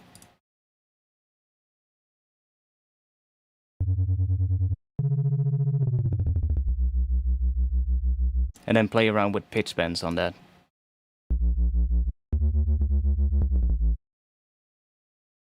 Just to kind of give it some extra elements here and there. It's basically just a really classic drum and bass sound as well. It's pretty simple to make, and just add like a pitch, so like curve to it, bend the pitch every down or up or whatever works, whatever sounds cool. Just to give it like some extra things. Another thing that I noticed is that this sound has a pretty, well, it has a pitch envelope on it that you can see as well. I really want the, oh, there is a new update. Huh. I hope he added the thing where you can close this bar down, but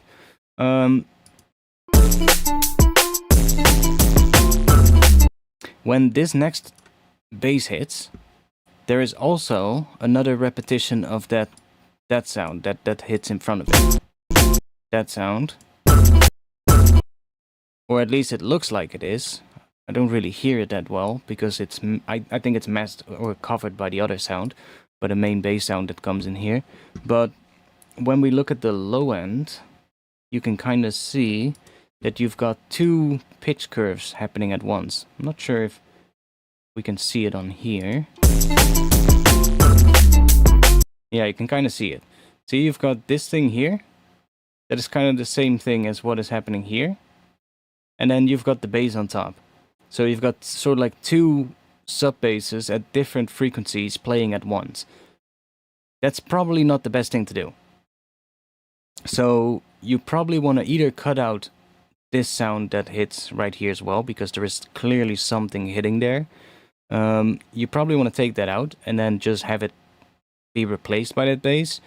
Or if you still want to have the mid-range of it, because there's probably some mid-range as well, just like on these other bass saps that hit in front of it, then you could just make a copy of it and just take the sub-bass out of it and then leave that mid-range in there, so you still have like the mid-range hitting, but then not the sub, and then just have the main bass underneath it.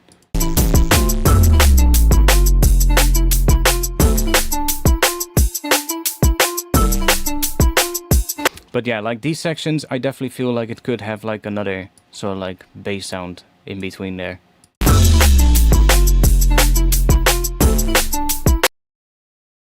I'm not a big fan of this sound that hits right here.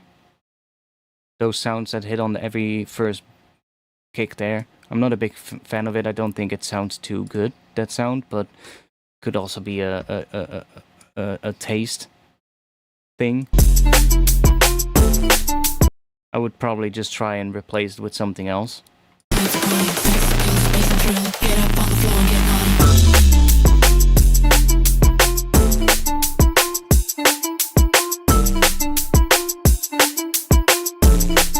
But yeah, definitely fill this up with some other little bass elements.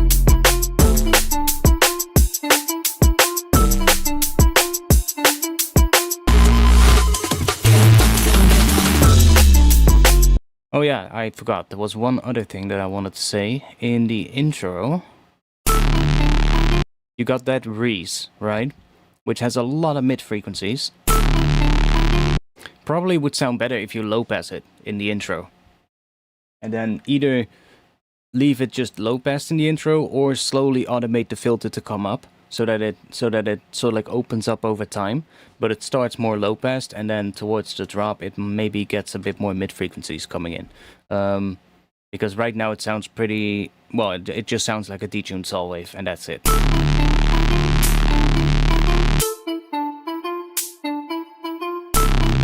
And if you low pass it a bit more, you kind of get less of that. I think it would just be better if you do that.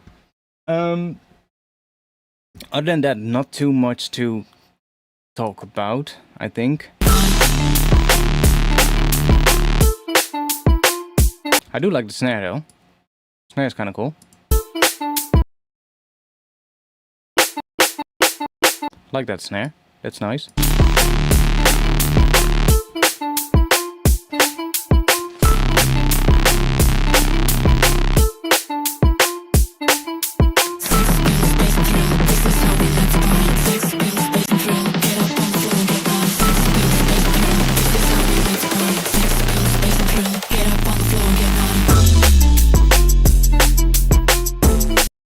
Vocal isn't my biggest cup of tea, to be honest, but I usually don't really like those kind of cheesy vocals at all. But it could also just be used as a placeholder while you're making a track, but I usually don't like those kind of vocals that much.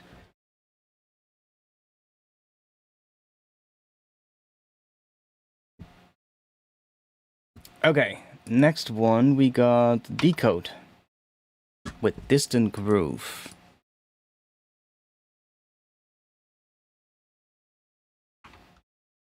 $174 from the looks of it.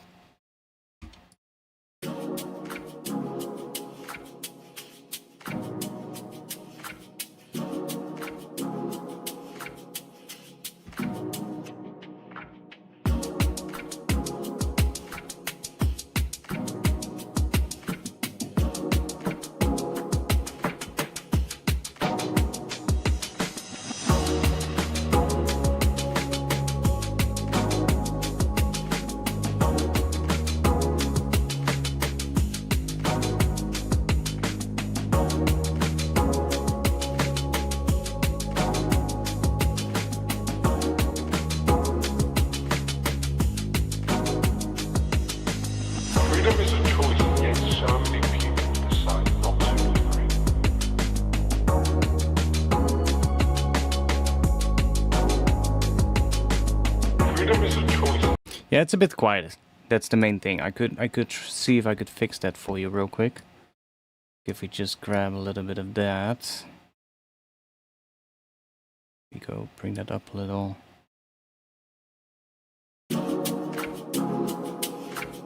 Kind of depends on the mix as well. Sometimes that doesn't work, but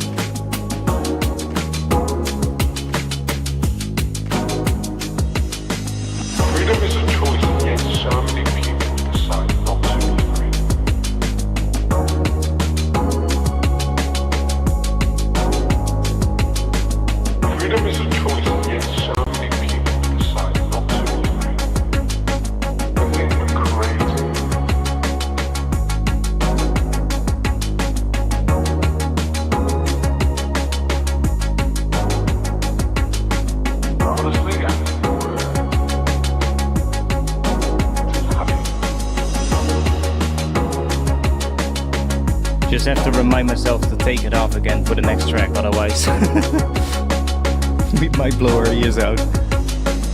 Freedom is a choice, and yet so many people decide not to be free. I'm a free man, free man, free man. I like the chord steps though, yeah. Or steps. The chords in general. Honestly,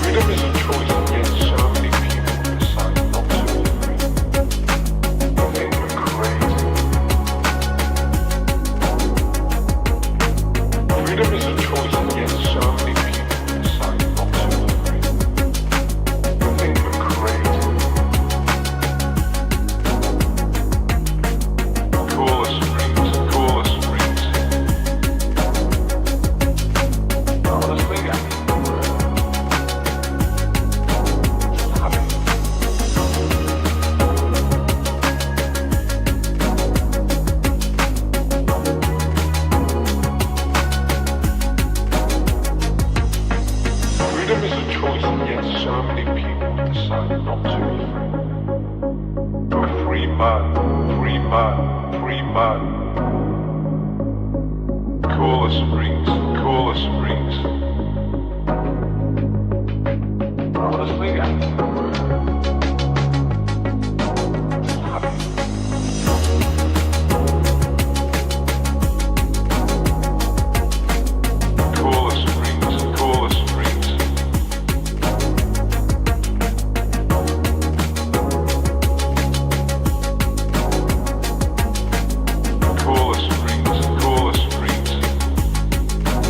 Yeah, I'm with you, Angelight. freedom is a choice, and yet so many people decide not to be free. They think we're crazy. They think we're crazy. Honestly, I think we're just happy.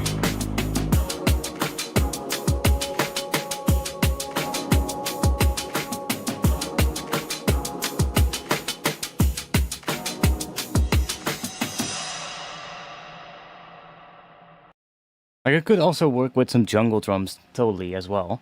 Or like, I feel like this is more like 87 than 174 actually, so it's more like 87 beats per minute. Could also work with some more like boom bap hip hop kind of drums as well. But yeah, like what you said as well, like it could work really well over some kind of a time lapse or some other things. Yeah, exactly. I have a whole playlist of like videos that are kind of like that.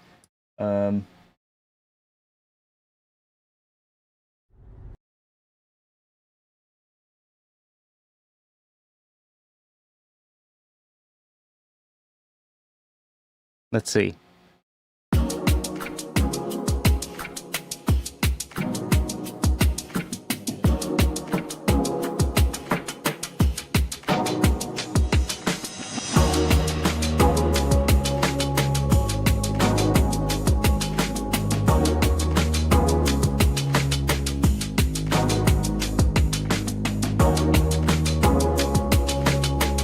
I mean, yeah.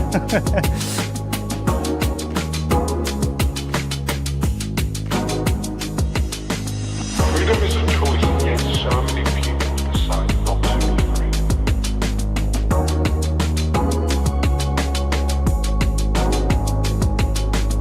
Freedom is a choice. I do think maybe slightly more polished drums would be nice. Like I said, like a boom bap hip hop kind of drums would work pretty well on this. That are just a little bit, well, just cut through a little bit more. That would actually fit this really well too. So I do like the vibe though. Like I like the chord thingies that are in here. Freedom is a choice, and yet so many people decide not to be free. I don't have a lot to say about this one, to be honest. Call us springs, call us springs. Honestly, I think we're happy.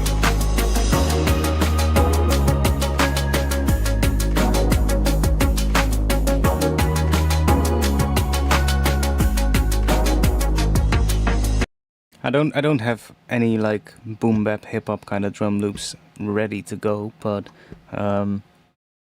like ones that maybe have like a bit more of a snare. This one, it feels, it's more like a clap, I believe. I think we're crazy.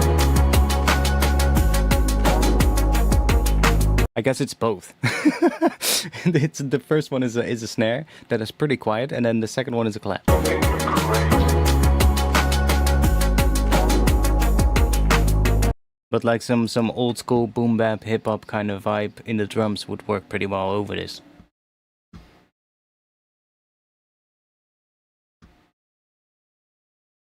You've laid a clap and a snare. Yeah, I can hear some parts the snare feels like it's more prominent, other parts there's more of a clap.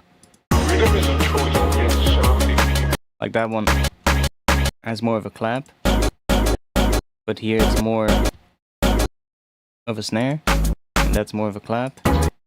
But it could also be because the chords is hitting at the same time there, it just masked the clap a little bit. That could also be the case. Freedom is a choice, and yet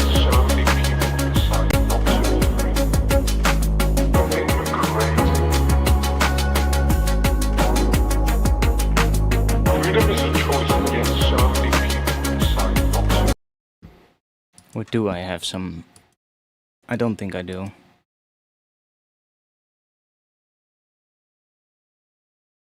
I just got drum and bass drum loops in here. Oh, we got some slower bits.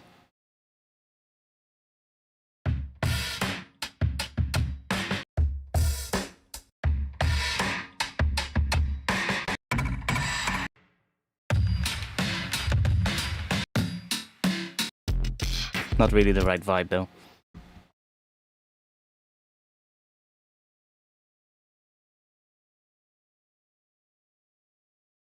Overcompressed drums could work. Yeah, that's another way to solve it. Just make the drums a little bit bigger so that they come through a little bit more.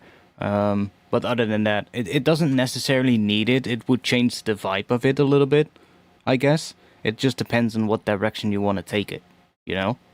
Like, it works the way it is, depending on what you want to use it for, or what you know, like, it works great as, like, some background music for a video, like somebody said. Absolutely. But if you want to take it more like the old school boom bap hip hop route, that would also be an option. You know, it's different things that you could do with it.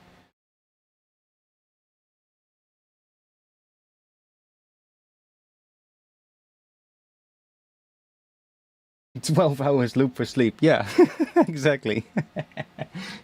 No, I do like the vibe of it though. It's definitely nice.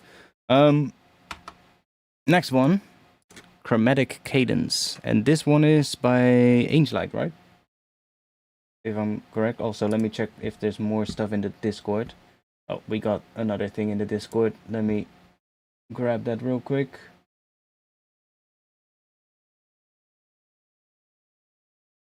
The devil made me do it. Oh no. Now I'm scared.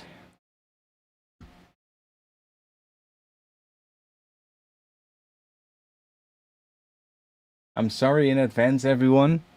Oh no. What did you do?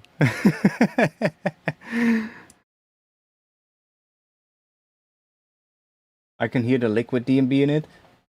Yeah, again, that's another direction it could be taken. And somebody earlier commented like some more like jungle type drums underneath it could also work. Like there's so many different ways how you can transform that sort of like that sort of like track idea with different drums.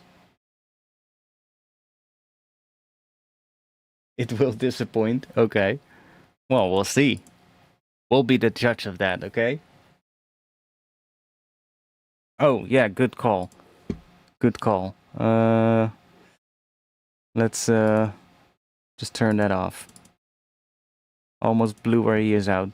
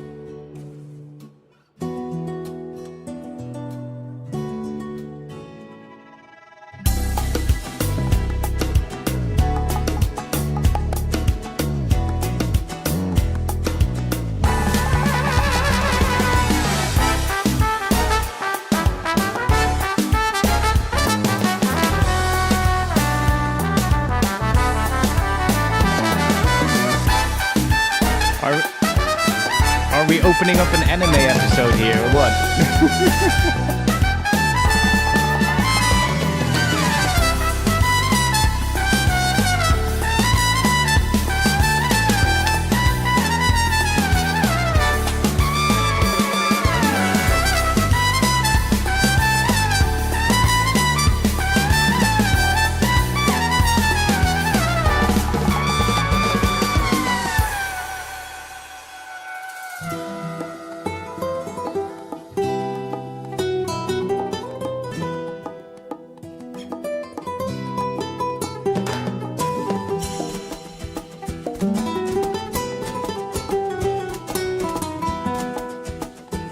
I love a bit of flamenco style guitar.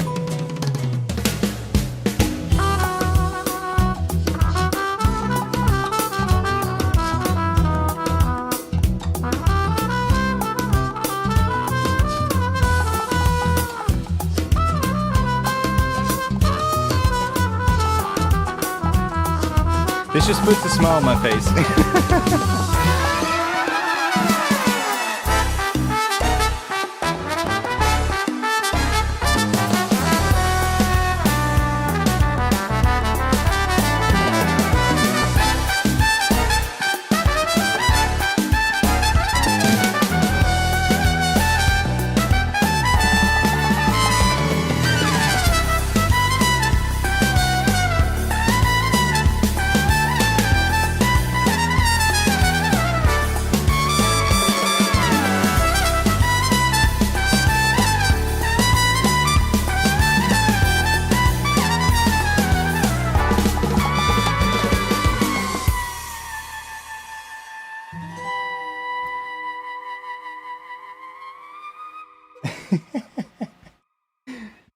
Like some of the sections, like especially that section, what was it?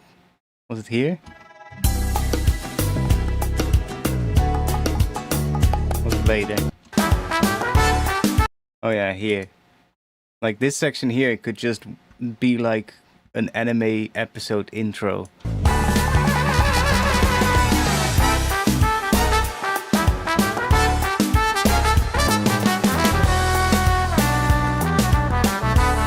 It's the chord progression as well, I believe.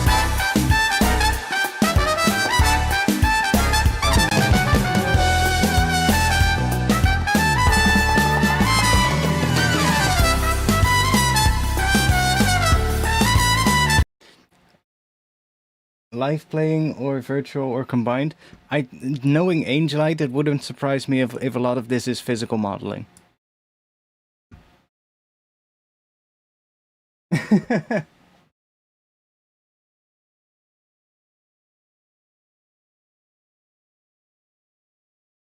An anime nightclub with some extravagant jazz. Yeah, exactly. All of it is physical modeling, like I said.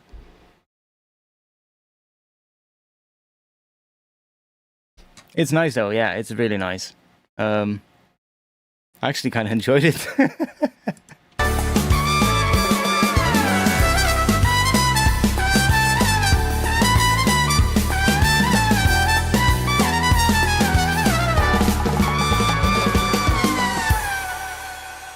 I wonder what inspired you to make it. You said something I played on stream.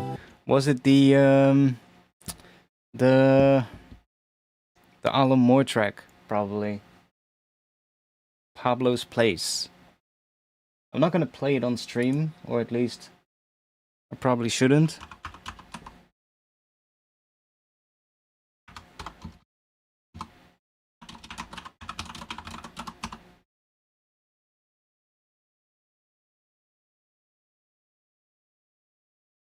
But it was probably this one.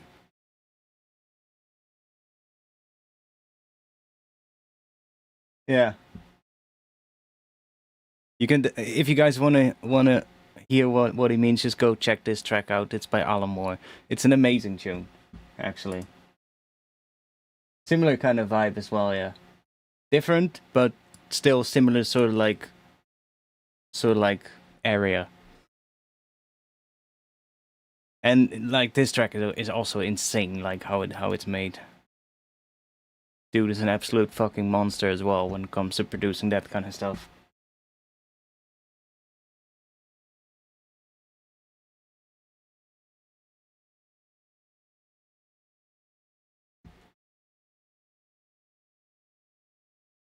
So yeah, nice one, man. Even though it's kind of, I don't know if the Pablo's Place track is physical modeling or not. I don't know. It wouldn't surprise me if it's you know, if there's like live musicians involved either. So wouldn't be able to tell you. Probably would have to ask him.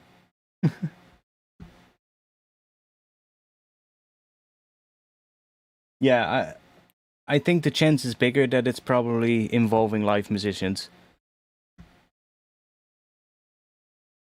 Physical modeling is basically just digital recreations of a sound that don't involve sampling. So There's people doing the same thing in like Faceblend, for instance, that remake real world sound, like real world sounds, whether it's like the sound of a fucking race car or the sound of a live instrument, and then just make that in a synth by using like resonances and things like that, and usually a lot of key track things as well to make it work across several keys. It's a rabbit hole. There's plugins that do this kind of stuff as well. But yeah, there's a lot you can do with physical modeling. It's just, it's an absolute rabbit hole. I made the sound of peeing once. Now I have to see that. Or I guess hear it. Yeah, there's a lot of like flanger, comb filters, and indeed a lot of like resonant peaks involved with physical modeling, and of course the volume of those peaks as well, because you know, like changing the volume of the resonances over time is also gonna basically do a lot. Like every sound, in theory, like every sound is made up out of sine waves, right? It's just a combination of a lot of different sine wave frequencies that create basically every sound. So in a way, you can recreate any sound you want just using sine waves. And that's kind of what physical modeling also does. But then the flanger, the comb filters and stuff like that just sort of like help to change the volumes of certain frequencies. And like boosting resonances is kind of the same as like if you boost a frequency in an EQ, you're basically just changing the volume of that frequency, right? So there's a lot of like that kind of stuff involved. It does not allow links in the chat, but you can put it on Discord.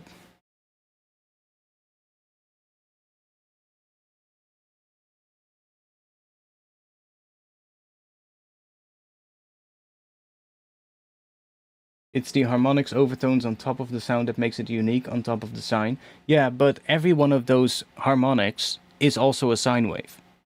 So you can isolate any frequency in a sound and it will be a sine wave. So in the end, it's still made up out of just sine waves. That any sound is made up out of sine waves. It's basically, that's how you can just create every sound out there. If you work with the volume and the phase of those sine waves, you can basically create anything.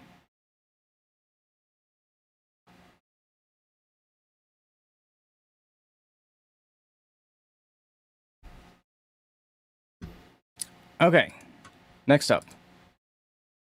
What is that? QMP or ONP? ONP, okay.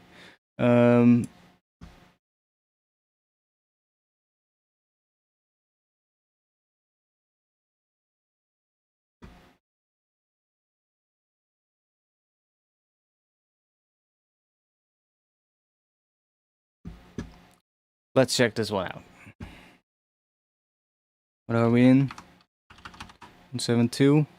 170. 172, I think. I think it's 172, but I could be wrong. Doesn't really matter.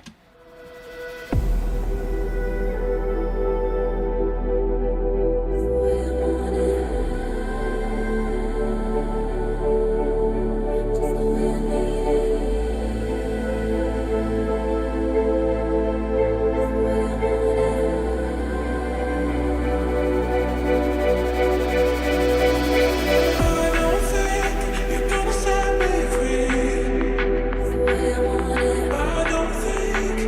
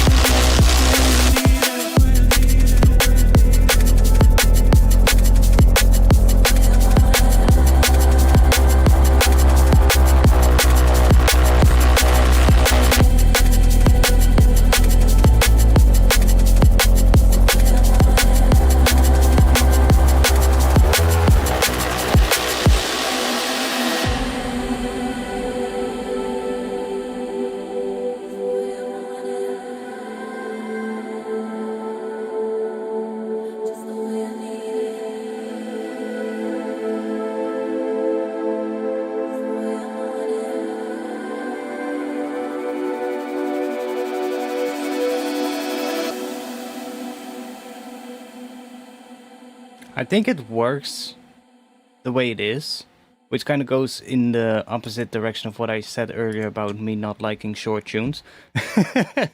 I do think it works the way it is, but you could also do a second drop. It kind of, but then I do think you want to add like a variation to it. This kind of bass, what you could also do, if you're familiar with like, damn, I always forget the name, Burr Oak. They do like these basses as well, quite a bit. And sometimes they have these bass lines where they will have like a lead layer on top of the bass. So they will have a bass and then a lead layer on top that together form a chord. And that could also be something that works with this kind of a tune.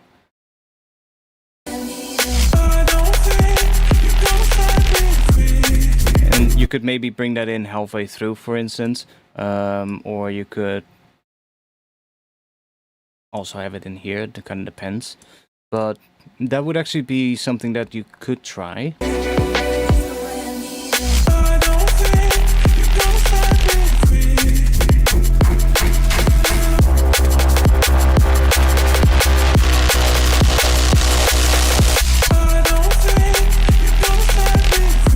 I think maybe the bass might be a little bit pushed too much in this section. Like, at least the sub. Like, it feels like it could maybe be a little bit quieter on the sub and then saturate it again so that you kind of get a bit of a nicer balance. I'm just trying to find the right word for it, but...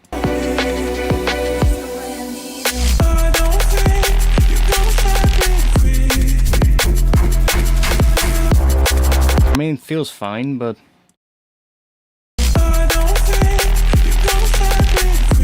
Maybe just could have a little bit more mid-range as well on top. Just something that to make it even, well, just a little bit crunchier.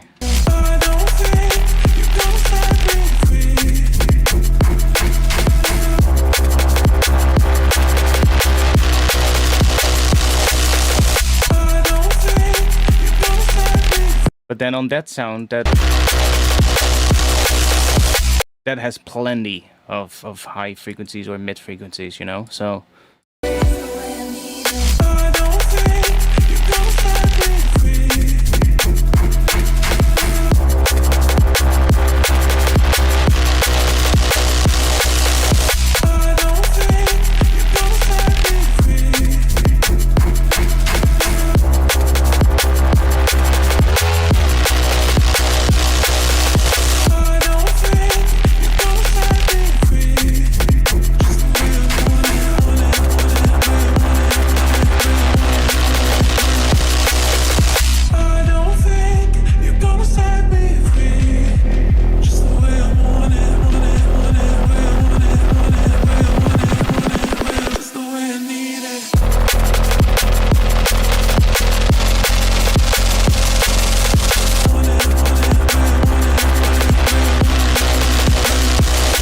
But I think what my brain would love to hear is having like a sort of like a harmonic lead element or something in the mid frequencies that creates maybe not necessarily a chord, but it could just be an octave, but it can also then switch to an interval above the bass note to create a chord in some sections.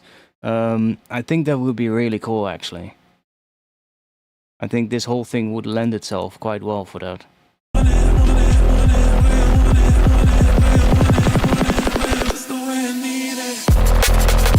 I'm just trying to find something that... But I think that would actually be pretty cool.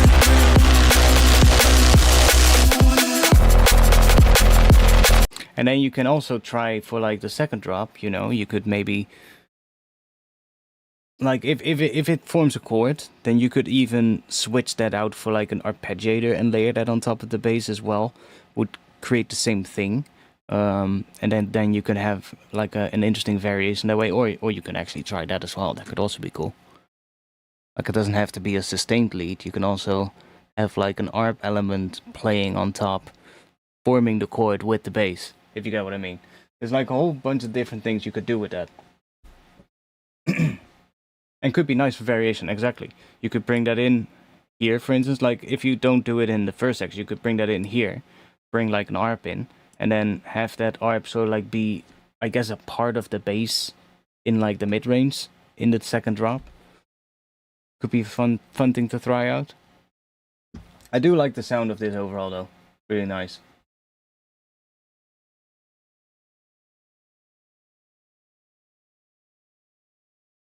I'm gonna move to the next one though, because it's already getting pretty late.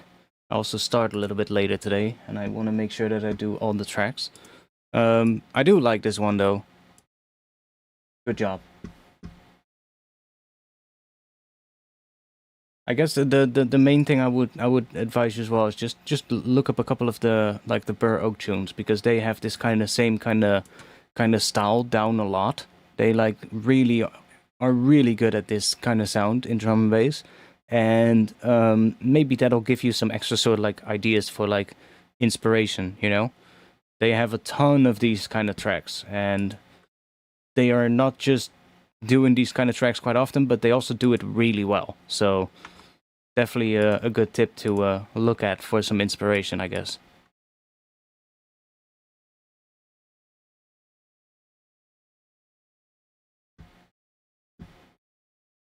Next up, we got Thunderblade by, I guess that is Hakkari.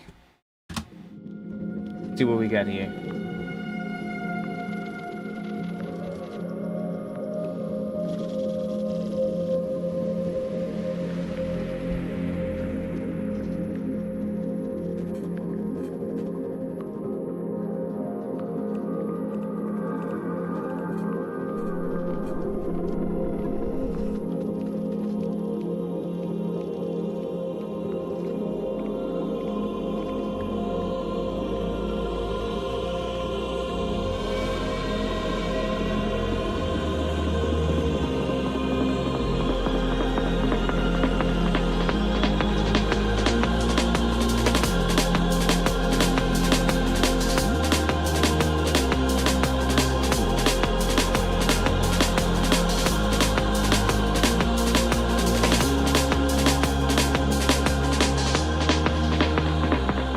Nice atmosphere.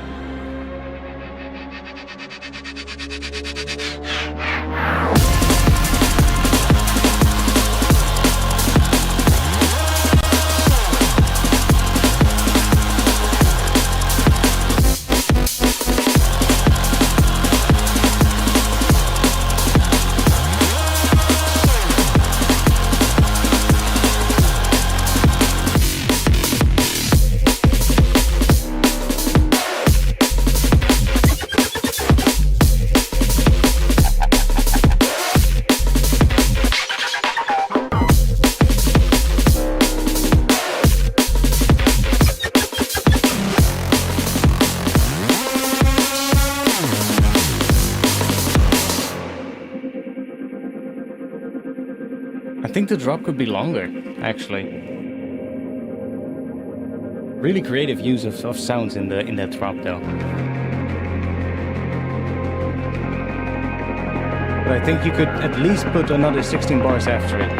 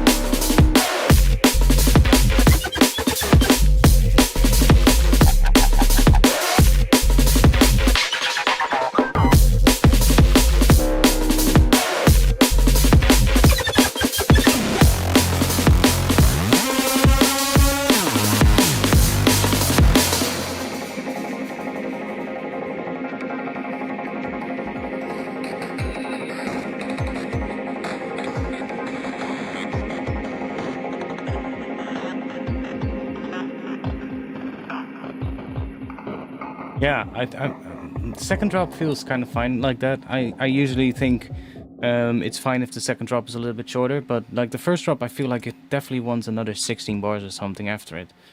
Feels like too short. But I really like the creative use of sounds in this, though.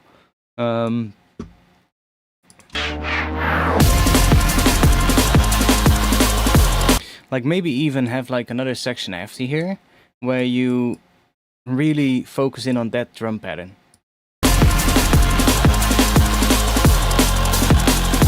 And then maybe, you know, do something else with the bass, but...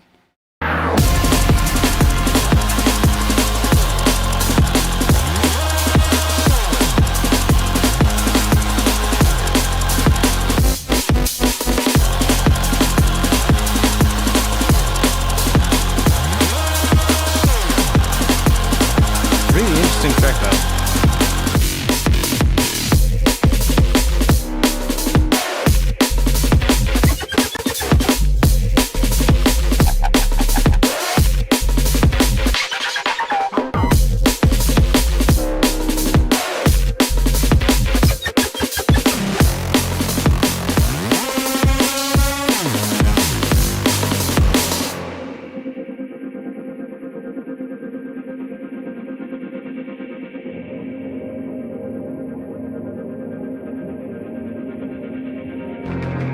I mean, sure, there's quite a bit going on, but you don't have to bring in new sounds, if you get what I mean.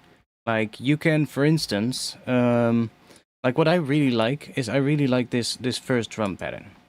Like it kind of plays only for, I think it's the first 2 bars or something like that, and then it switches to a regular drum bass pattern. Like you could even have like I guess a third section of the drop, where you really just start using just that kind of drum pattern. And just start looping that. So don't make it go to the regular drum bass pattern, but just start looping this sort of like pattern. I guess then it would be something like that. Now obviously it starts with the rest of the sound as well, but like that kind of drum pattern is pretty cool. And then you could maybe combine that with some of the bass elements that you have here.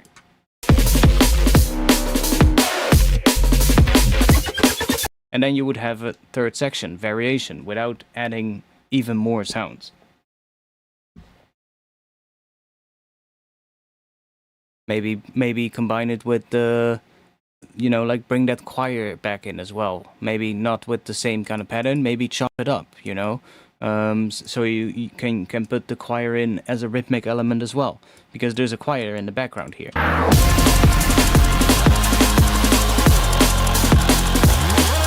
Like you can chop that choir up and use little snippets of it in a more rhythmic way as well. So there's a lot of different things you could do. But I really like this though. It's kind of a different thing, you know, like the way how the sounds are used, it's different than what you hear a lot, and that's kind of cool. There's so many similar sounding drum and bass tracks already, right? So it's kind of nice to hear a little bit of a different use or a different placement of the sound.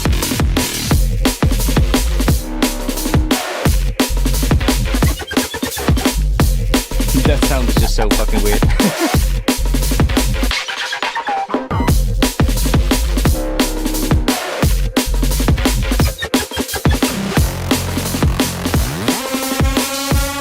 Drums sound good though. Drums sound really nice, so not really a lot to comment on that.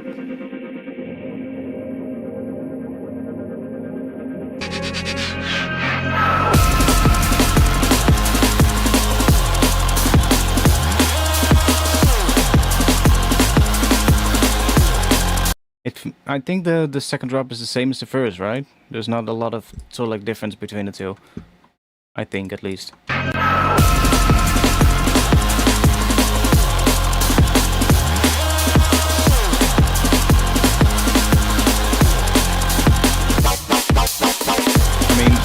Maybe that sound is slightly different.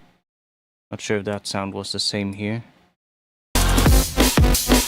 See, so that's different. So there is a little bit of variation, but I feel like maybe there could be something slightly more in terms of variation from the first drop, just to keep it interesting. Responses are a bit different. Yeah, I notice it, but I do think maybe something slightly different could be nice. Not sure exactly what I would do, but...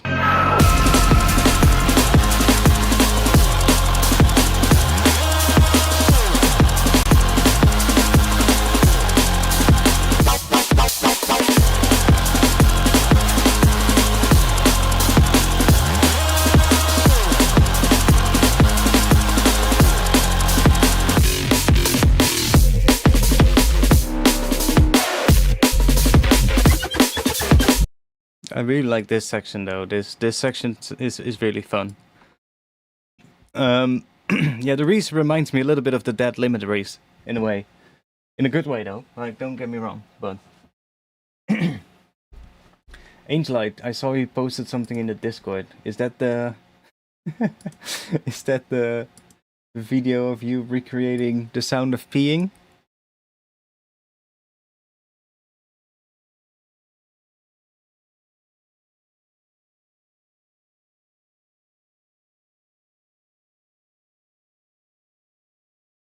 Yes, okay.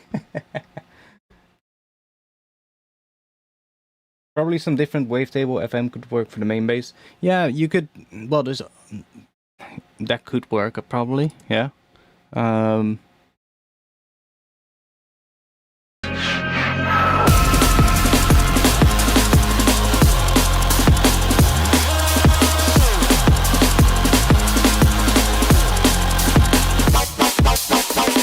I guess, yeah. Try it out.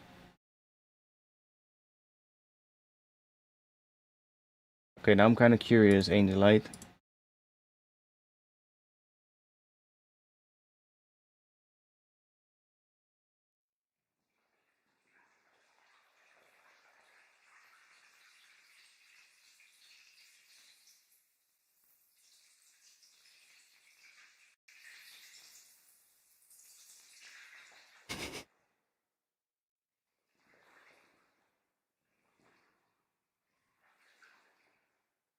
Not suddenly gonna get really loud, is it?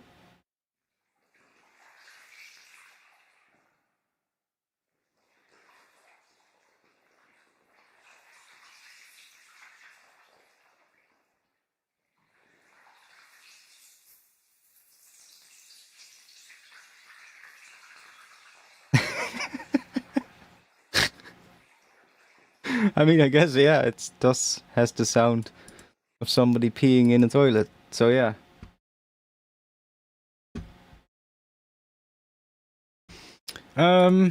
We got 3 more tunes.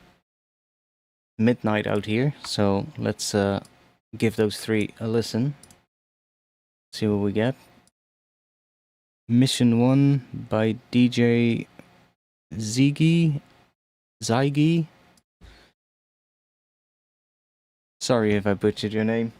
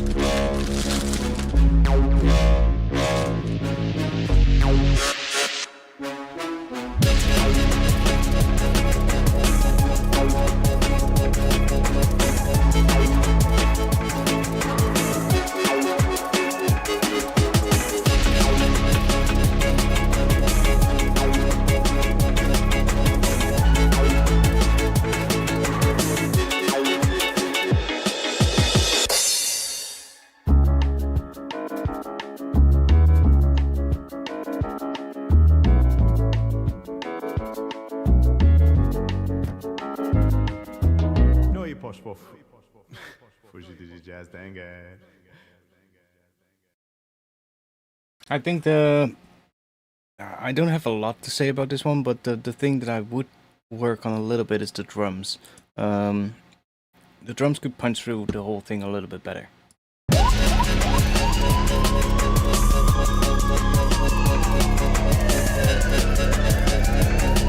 Like the kick drum kinda... Well, the kick drum is kinda losing space in the mix.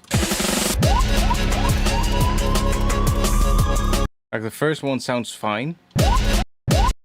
Right? But then after, it's sort of like, it's like, huh? Where's the kick? You can still hear it, but... And the snare as well, yeah, exactly. You can almost hear the snare.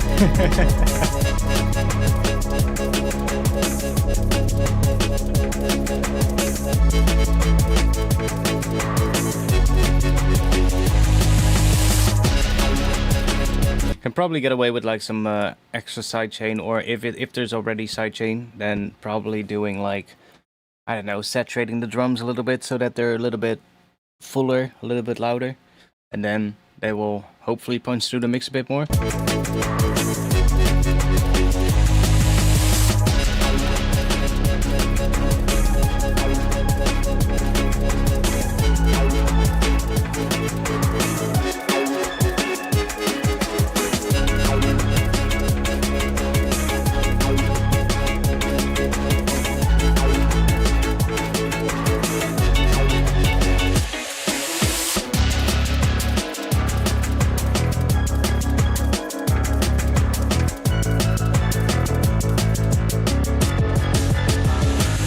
Is that piano literally playing just the same rhythm as the bass?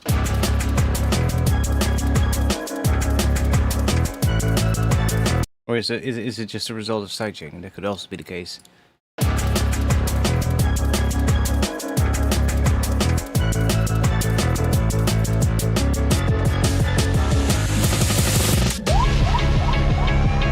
Whoop, whoop.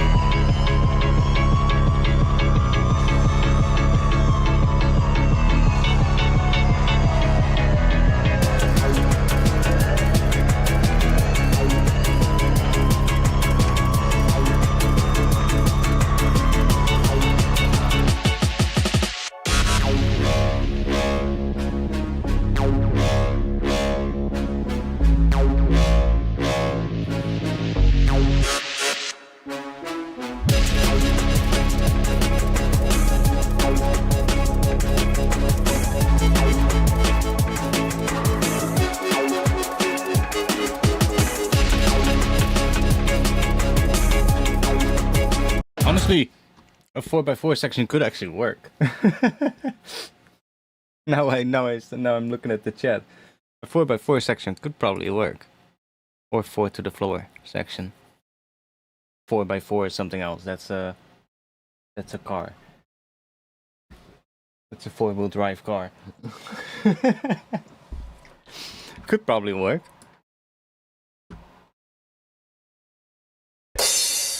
Oh yeah, that crash took me completely by surprise when I first heard it.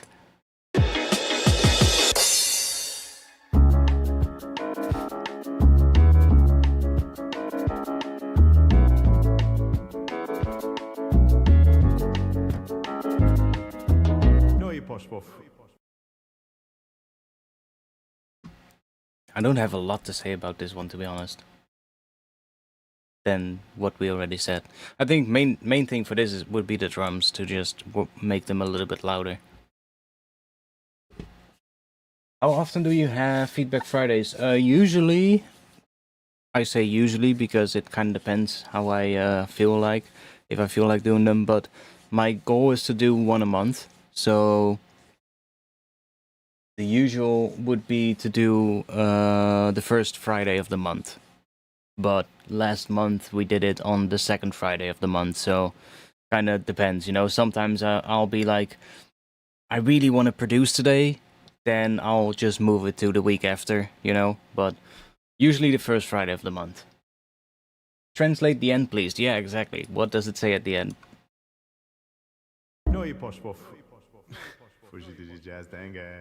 It's Russian, right? No i poszło w... Fuji DJ Jazz Danger. I think.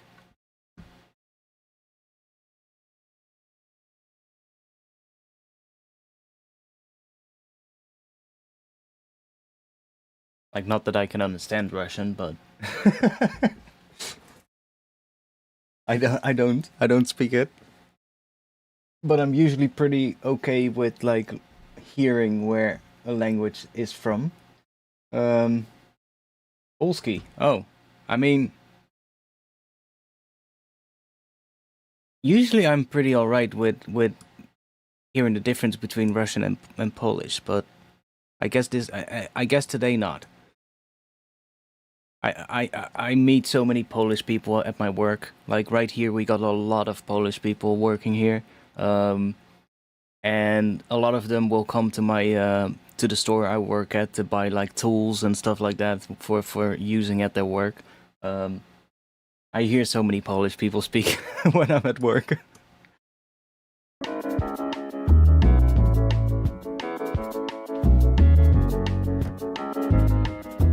No i poszło w... Anyways, should we move on to the next one? It's already 15 over midnight, so... Are there any new tracks in the Discord? No, okay, good. Because I don't want to sit here till 2 a.m.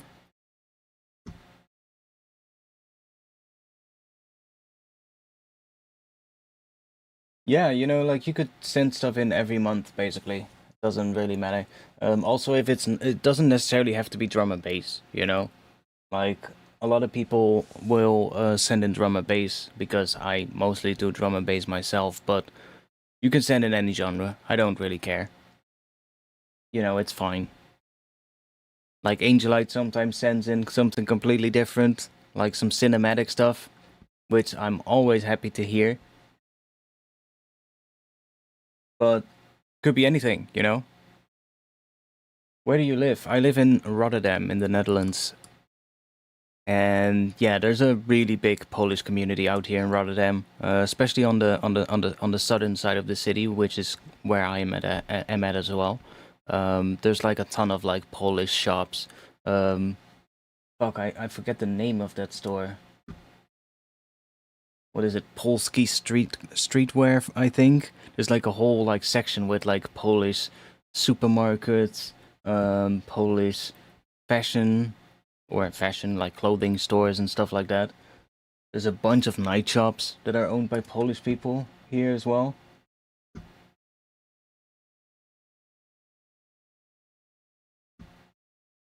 And like there's a lot of them that work in like construction and stuff like that. So, you know, like I work in a store where they, you know, like, well, I mostly work in the section where I sell paint and stuff like that. But we also sell a lot of other things. So like, you know, tools when you're doing construction, and we get a lot of Polish customers. It's always fun, you know. Sometimes they'll speak English pretty well, but I've had ones that didn't speak any English, and it's always fun with Google Translate.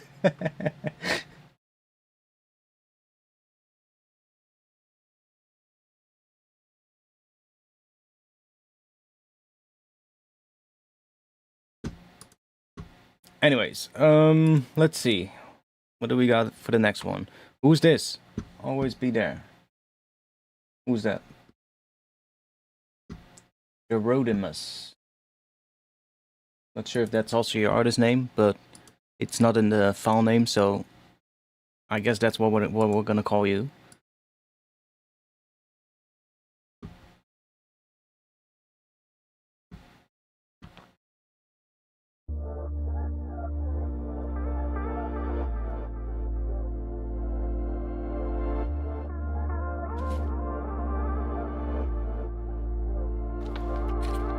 Jared.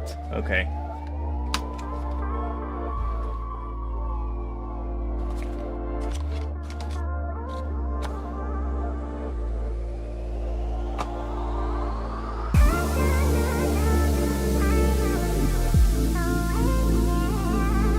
Also, one moment, we'll get into the track. If you want to see some more of Rotterdam, I like to do photography as well, and a couple of weeks ago, I started a new Instagram account to post a lot of my photos of Rotterdam. So if you want, then go check that out and follow that account. That definitely would be nice. Trying to get some more followers on there. And it's where I post most of the photos that I shoot in Rotterdam and some other places as well. Like some of the stuff that I did back in the day when I went to Belgium and like France and Germany and all kinds of other places, doing like abandoned, like urban exploring in like abandoned buildings and stuff. But these days I mostly shoot photos in Rotterdam, so I'll put some more ones up as well. So go check them out. I'll shut up and we'll listen to this one.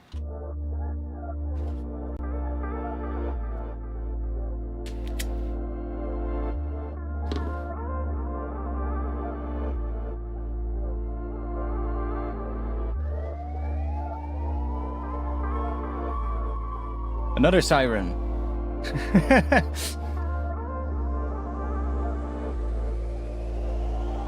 More cops.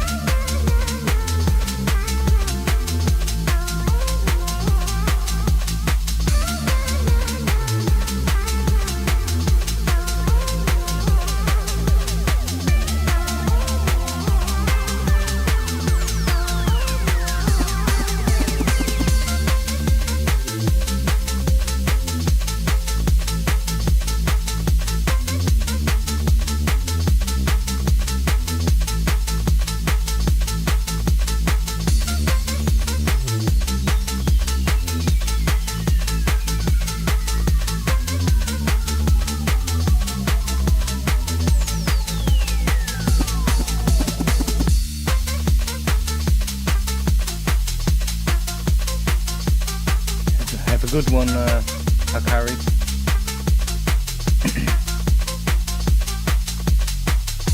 See you in the next one.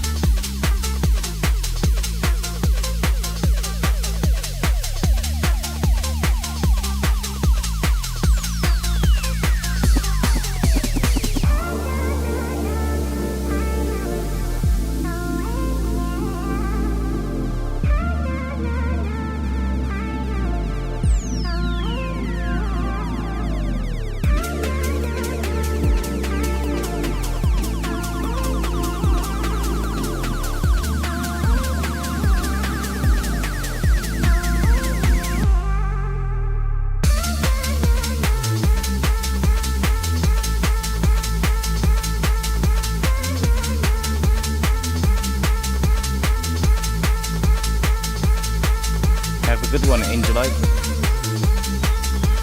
I'm also getting a little bit tired, but we'll make it through these last couple of ones. Don't worry.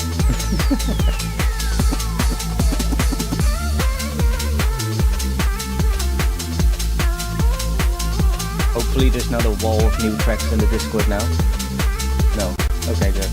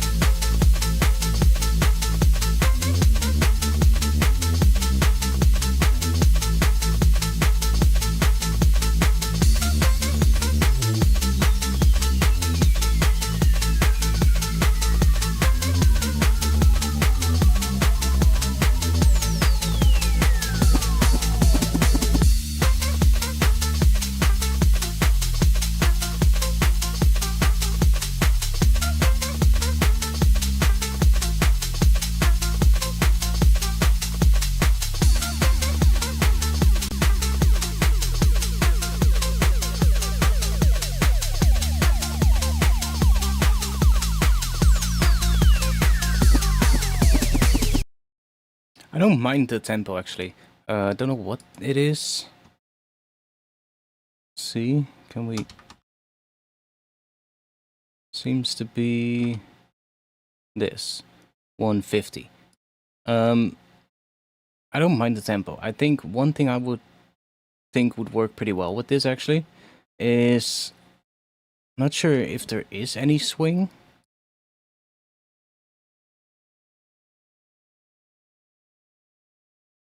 Bit hard to see from just a waveform like this, but there's definitely some. I feel like some really shuffly kind of extra percussion slash hi-hats could work pretty well on this. Like, there's probably some already.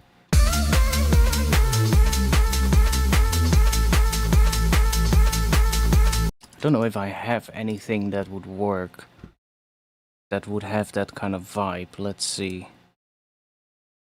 If I would have somebody, probably, or something, probably somewhere in here.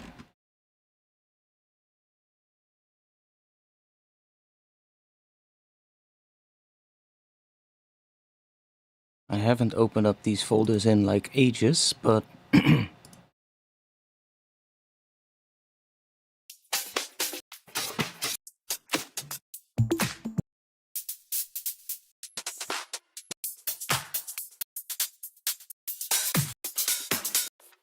maybe even in just my own samples. Let's see.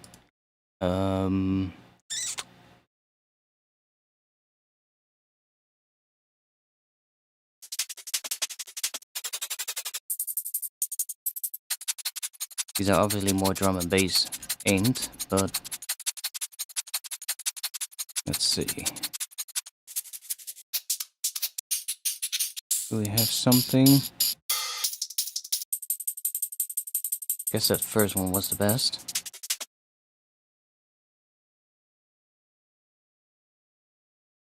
And these already have some swing.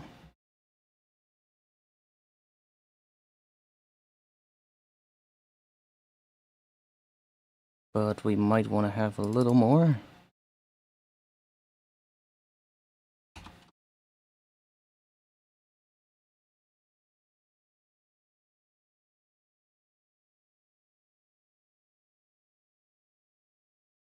Let's just use that first section.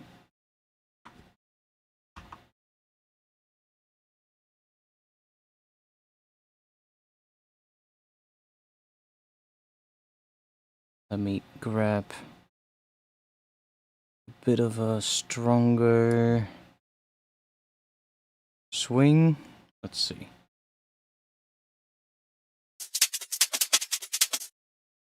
Okay.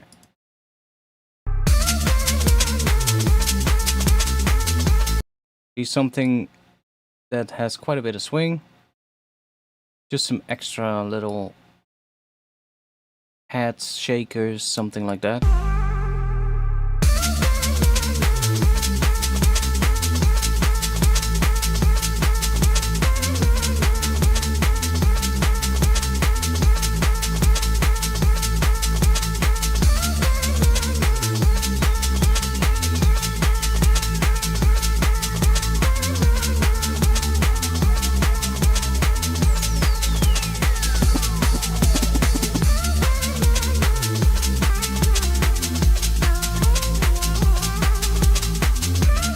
Something like that could probably be fun.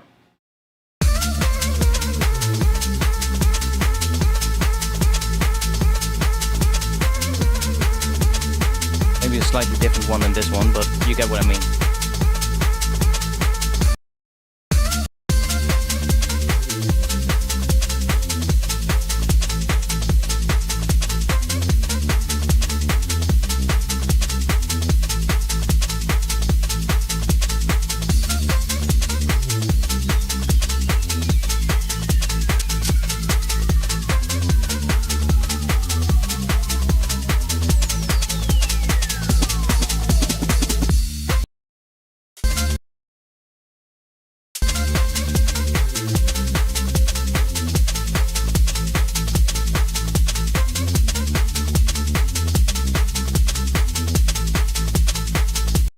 Or just even go and find like a similar kind of vibe in like those old Vengeance packs.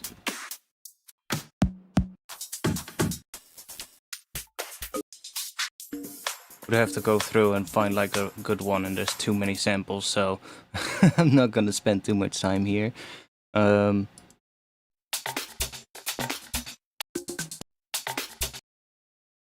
like those have like all kinds of similar kind of vibe stuff in there.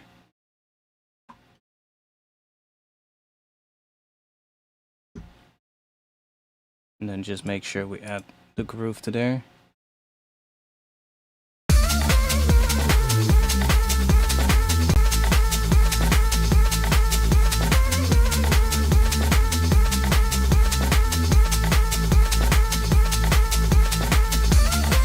See, some extra like percussion.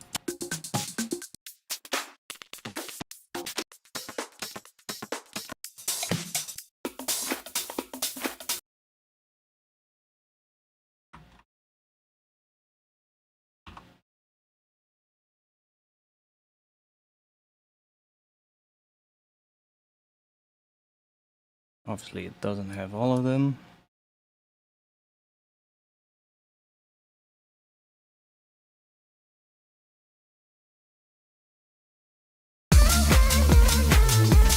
Okay, that one sounds shit.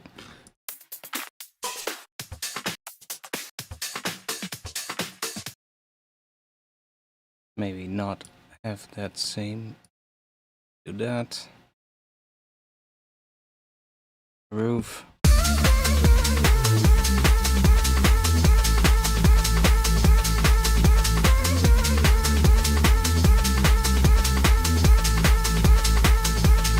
Yeah, shakers work, but could also have like some extra little, like, see how that has like not just shakers, it has like hats and then some like little percussive elements, and just make sure that they have a good amount of swing.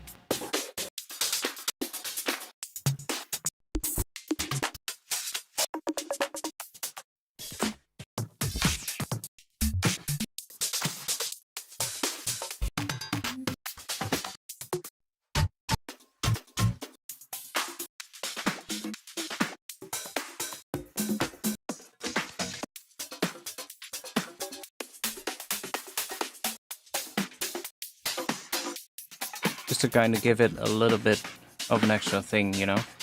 And you could even like set, if you set this to beats and then just shorten it all a little bit.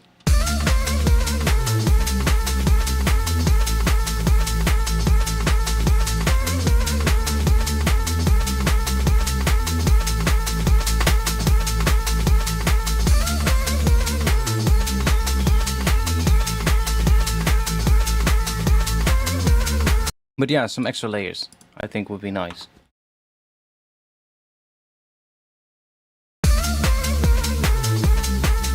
There's already some stuff there, so you could maybe also just use the things that are in there and just bring them up a little bit, but I think just layering some extra little bits in there could be nice. Just to kind of really make that shuffle more pronounced, just make it, it would really add to the groove, you know?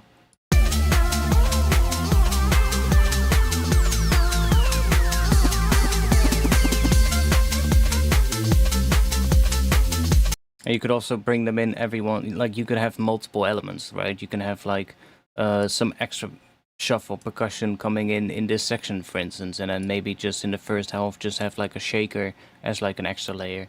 And then in here you can bring in some like extra percussion or other things just to spice it up over time and just keep it interesting. But yeah, not really a lot else to say. I think it's a nice little tune.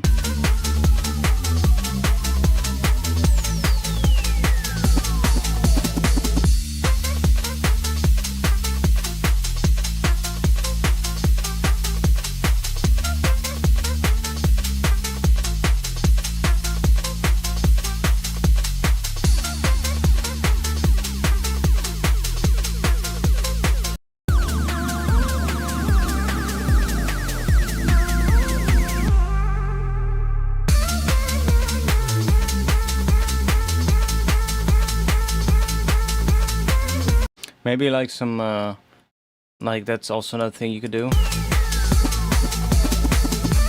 Like you could maybe have like a little gap in the kick every once in a while, and then just put like a little drum fill in there, just like a little snare drum fill or some kind of other fill, and just, you know, like take out the last couple of kicks. So for instance, like here, you could maybe take out these last 3 kicks and then just have like a little drum fill in there, which has like with the same kind of swing, of course.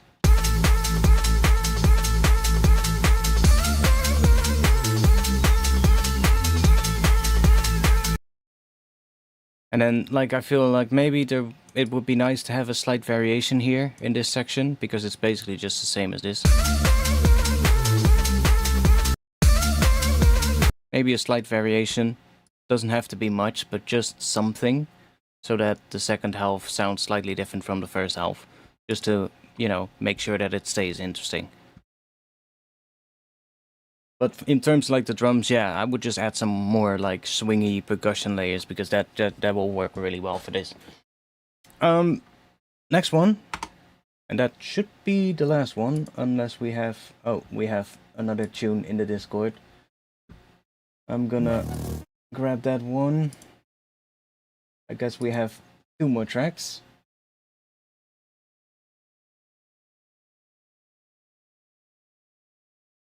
Oh, it's a short one. Okay. I guess we have a track and a half.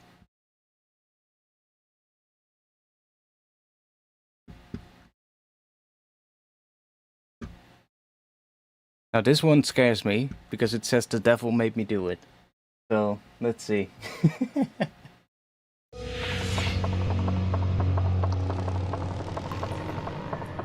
Okay, I guess we're back to drum and bass. 172? Yeah, I think it's 172.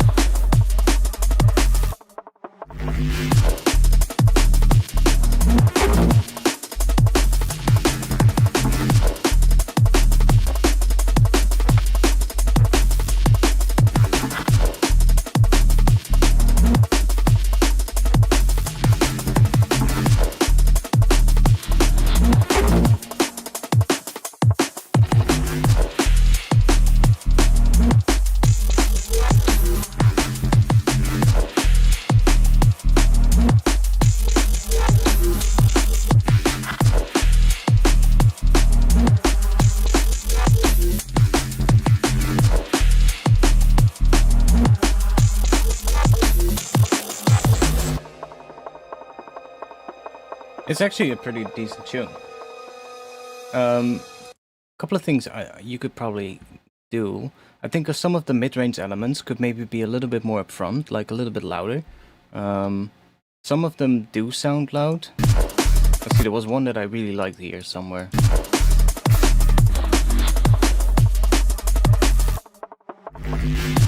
Where is it? That one. I really like that one. That extra layer coming in. But then there's other ones that sound a lot quieter, and I think they could be brought more up front. Would also make the whole thing sound fuller.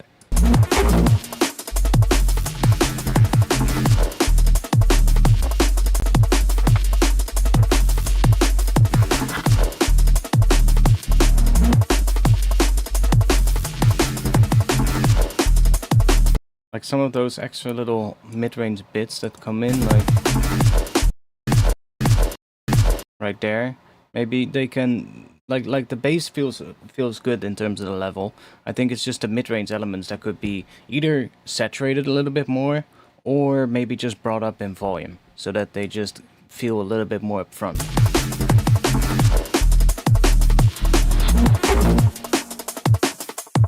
So that they're kind of closer to that sound, in terms of how loud they sound in the mix.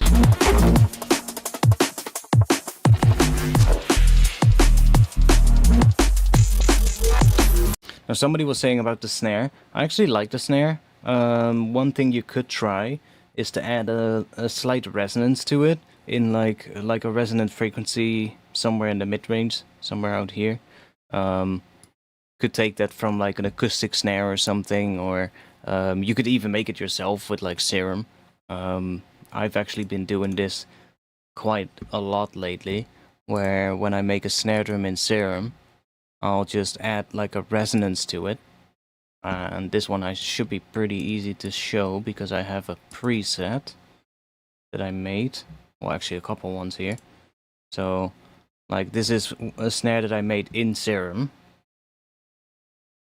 Obviously we're gonna have to do this.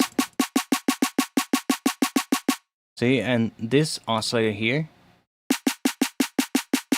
it just turns it from that into that. So it's really just that is what is being added to the snare, and that gives it a resonance. See, so you can literally just make something like that. And this is just one of the wavetables that comes with Serum 2. Just that wavetable right there. And then just picking like a position. Like if we change the wavetable, we get a different resonance.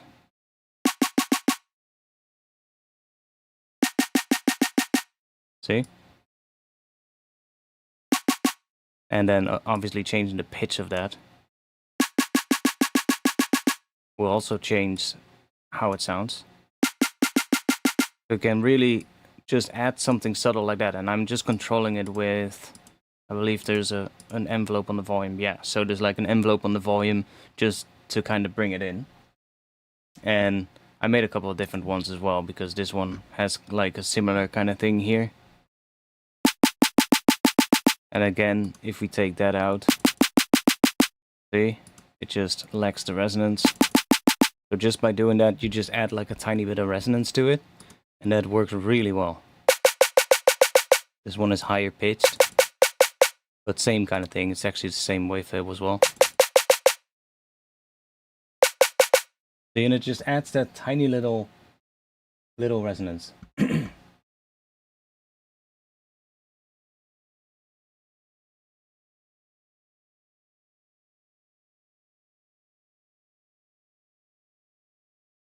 What about the low end? It's my main struggle. I think the bass is alright in terms of the level. Like the only thing, maybe, like if I look at it, like the bass feels like there's a bit, it's quite dynamic. Like you can see it in the waveform as well. Like this bass hit here is louder than the one here. See? So you could even that out a little bit.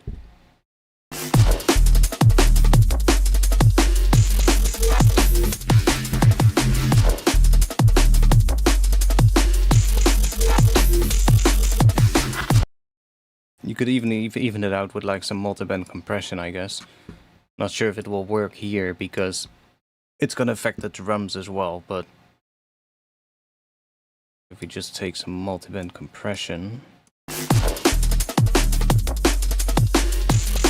And let's see. It's probably not gonna work because this would also affect the kick too much. Usually on the kick you would probably want a slightly slower attack, but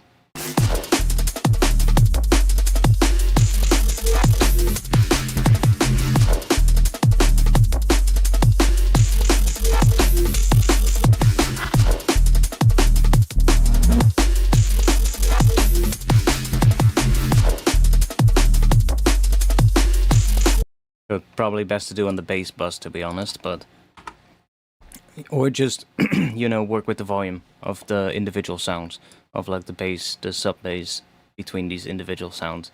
Another thing that sometimes usually works better in like heavier tracks though. Like if it's a really heavy neurofunk track, one easy way to do it as well is just slap a glue compressor on the whole bass group and just compress the shit out of it, and then just slam it a bit into the soft clipper that is in the glue compressor. But for like a track that is a little bit more minimal, probably not the best idea to do because it would probably distort, you know, and create too much like unwanted distortion. But like on like a bit of a heavier track, you could probably just slap a glue compressor on the bass group like this and just bring this down and bring the makeup gain up and turn the soft clipping on, and then just tweak the threshold and the makeup gain until it sounds nice to taste. But yeah, it really depends on like the tune. On more minimal tunes, usually that will just end up in a lot of unwanted saturation on the bass, on the sub especially, so it's probably not the best one for this kind of tune.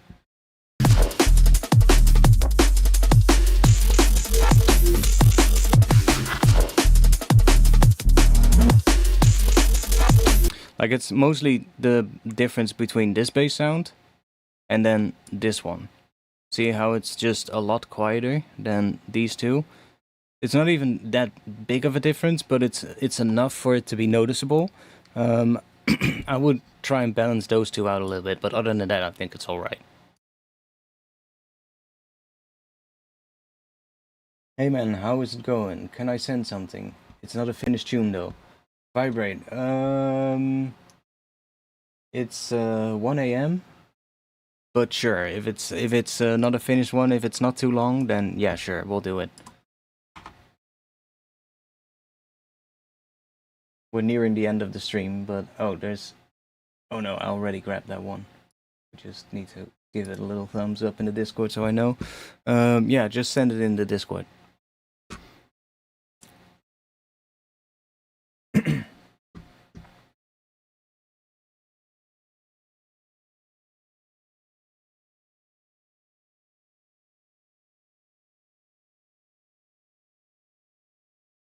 The main thing I was more like, what I was more thinking of, like, or we could even try out this, let's see. Sometimes this can help as well. Might be too much for this because the drums are pretty loud already. So, let's see.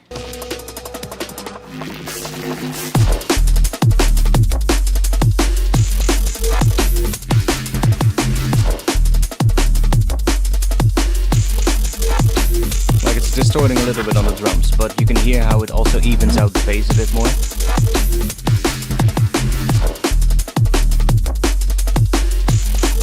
But obviously it's heavier on the first bass sound, that is louder.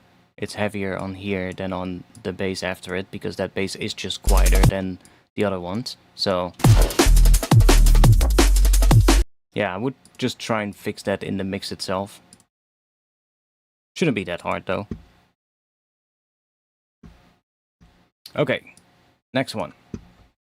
Climax with Radium.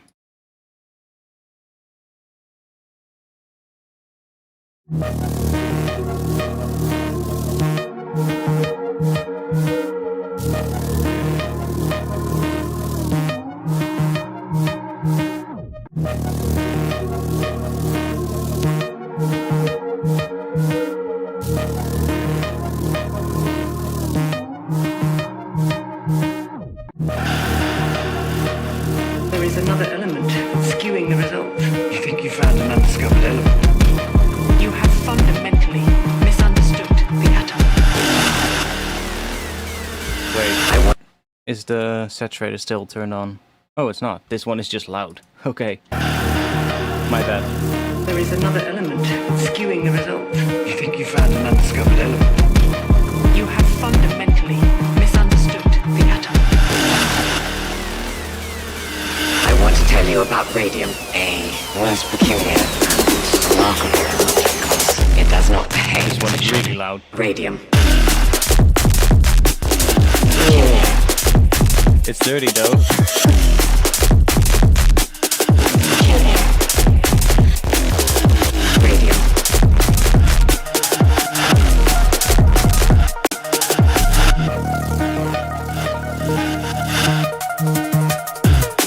Radium.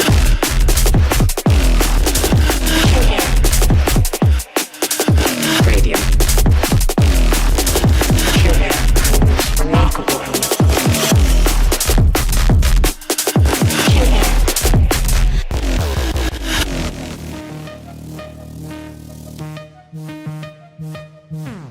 Maybe pushed a little bit too loud on the master right now, but it's not bugging me that much, honestly. I do think you would probably want to tone it down a little bit on the master track, and try and get that crunchy sort of like sound. I'm not sure if that's a result because of the clipping on the master, for instance, or if I'm not sure what you're doing on the master track, of course, but if it's a result of that, like if it's a result of just running it really hot into a soft clipper on the master, then I would advise to try and, you know, get that crunchy sound at the sort of like track level, or at least at the group level. So when you have like a bass bus or a drum bus, try and just clip those by themselves and don't overdo it, you know. That's the one thing. I really like the track though so far, even though it's just an unfinished one. But it definitely made me do a tiny little bass face.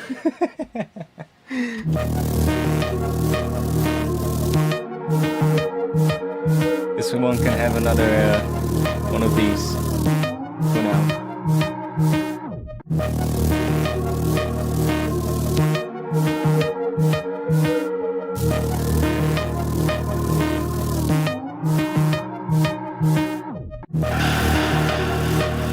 There is another element skewing the results. You think you found an undiscovered element? You have fundamentally misunderstood the atom. I do feel it's clipped on the master a little bit because I can hear it on the kick as well. Like the kick also becomes quite. Another element skewing the results. You think you found an undiscovered element? You have fundamentally It's not that misunderstood bad, the but atom. it's probably pushed a little bit. I want to tell you about radium, a most peculiar and remarkable element because it does not behave as it should. Radium.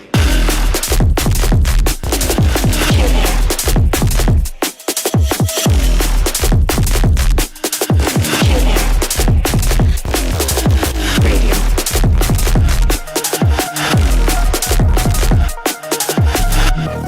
Groove is nasty though, so Radium.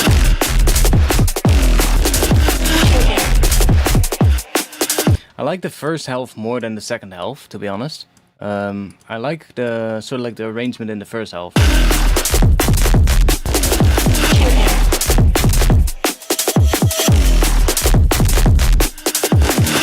Like those little gaps here, just to give it a tiny bit of space after that really dirty bass here. Radium.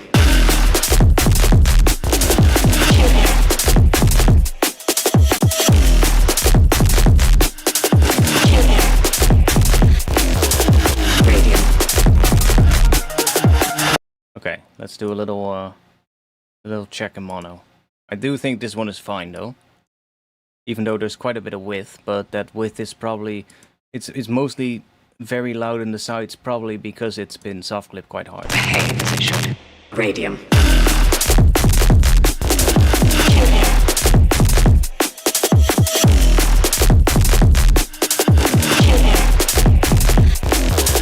Radium. Behave as it should. Radium. Okay, it's actually well, you can hear that in mono, we do lose a bit of the crunchy kind of sound that makes this drop so heavy. So that could be something to work on, actually. Radium.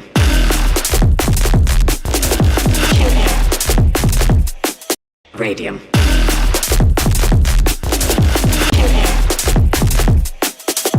Feels like there might be a bit too much width on like the high end and the low or the high end and the mid frequencies.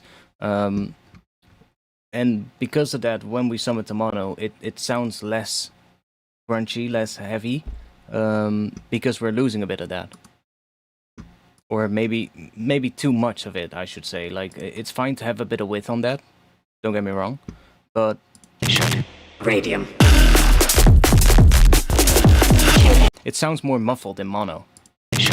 Radium. In stereo, it sounds really nice and crisp, but in mono, which is what you would get if it would be played in a club, Radium. it sounds a bit muffled. So that just tells me there's too much high-end stereo width. And it's mostly that the high-end on the bass kind of disappears a little bit because of that. So that's probably something I would want to work on if I were you. It does not behave as it should. Radium.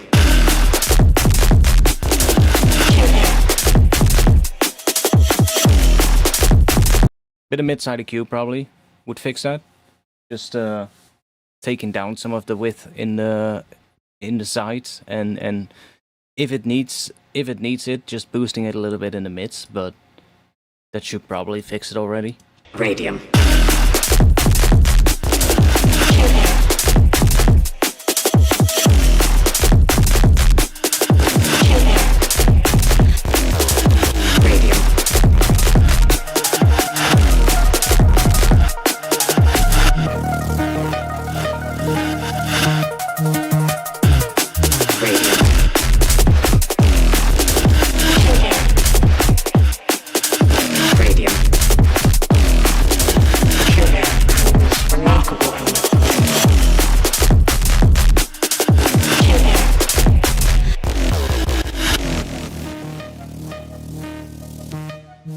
Other than that, groove and so like the pattern is pretty nice. So yeah, I would wanna hear this when it's further done, but I also would like to hear it with like the clipping on the master turned down a little bit, or limiting whatever you're doing on the master to make it loud. Turn that down a bit and maybe give me a slightly less loudly pushed version next time, because I want to know like how much of that crispy, crunchy sound is because of that, or if it's just part of the sound design. Like, if it's part of the sound design, then you're good. If it's all happening on the master because of whatever you're doing there, then it's probably not as great to have, because that ultimately it will lead to the master sounding less clean if you do it that way. Like, if you really want to try and get that sort of like happening in the sound design, or at least at like the level of the individual tracks, because then you can push the master loud without getting too much sort of like distortion. Of course, that is with a bit of a, well, there is always going to be distortion with a track that is heavy like this, but I guess you will get less unwanted distortion, which will make the whole thing sound cleaner in the end. And that is usually good for loudness as well. So, good one though. We have one last one now.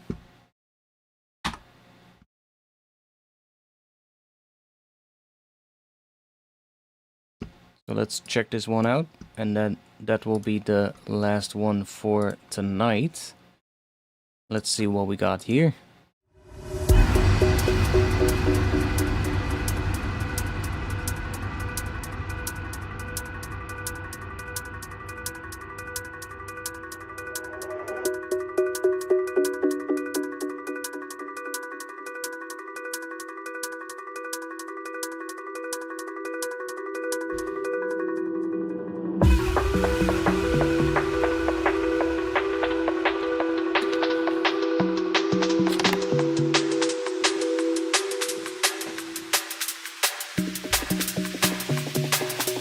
sure if you guys could hear that, but my stomach is literally growling. I need some food.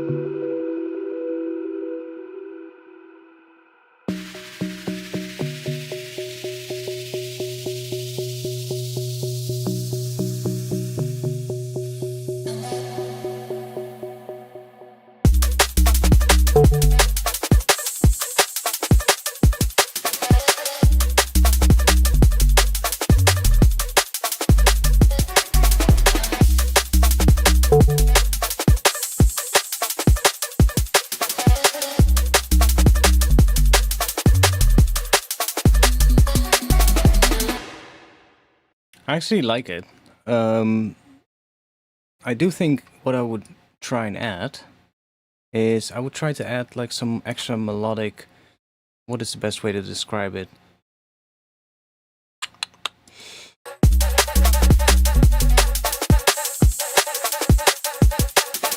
Like maybe some like some keys or like some other melodic elements that just come in, like for instance like right here. Maybe add like a little bit of a, maybe like an electric piano or like some Rhodes or something like that, but like something that plays a couple of chords, maybe a little melody, and then take it out again when this next bass hits, and then you can do that again here maybe, or a variation on it, or maybe some like synth chord patch or something like that, some steps. Something melodic would fit really well with this.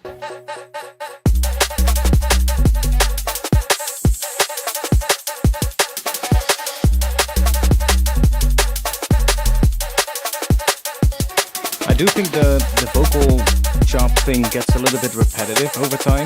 So somebody said in the chat, take that out somewhere. I would probably take it out halfway through this section. So I think that would be somewhere around here.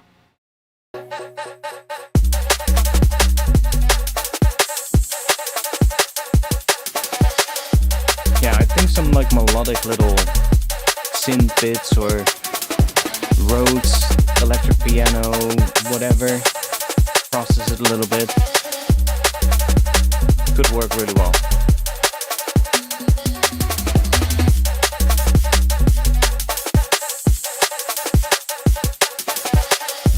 You could even do a couple of things. You can do like maybe some little chord bits in between here, and then on this second repetition you can add maybe like a subtle electric piano coming in as well, just maybe just doing like a slight little run on the transition and then extend into the next section by just letting it ring out.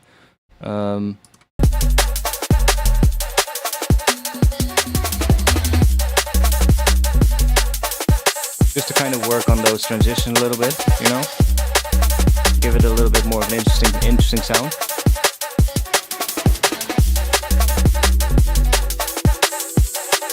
Like there's a little bit of a pad coming in here, but I feel like it needs more of that kind of stuff.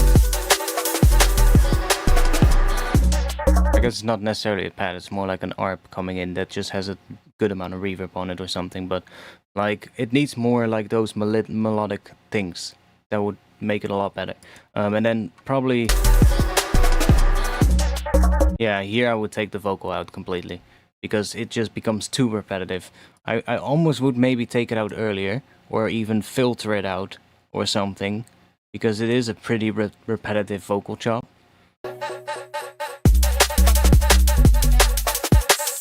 Like you could even start low pass filtering it here or something while you add some other elements coming in.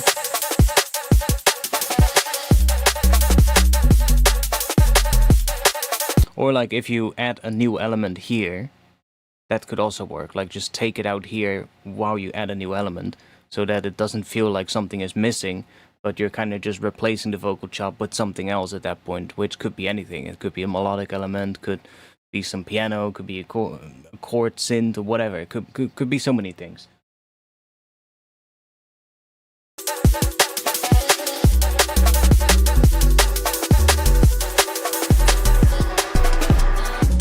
Bass is nice though.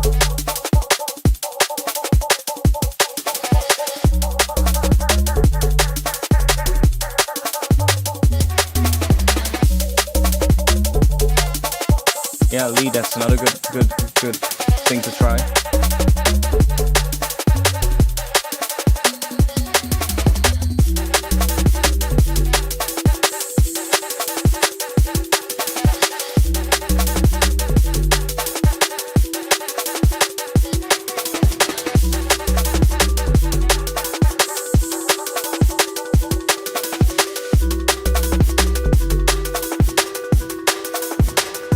Drums are also nice, yeah.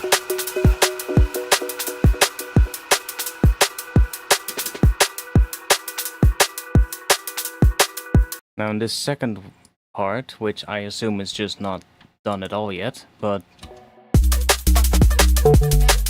that one sound, where is it? It's this one, right? Yeah, that one could probably be brought down in volume a little bit. It feels a little bit loud compared to the rest of the bass. It really sticks out as you're like, whoa. Just bring it down a couple of decibels probably. So that's all a little bit more balanced. But I assume that this section is still a work in progress.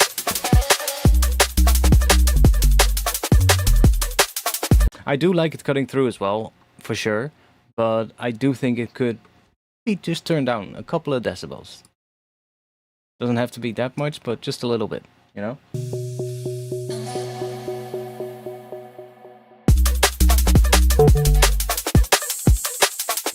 Maybe like 2 decibels or something, maybe 3, 2, something like that.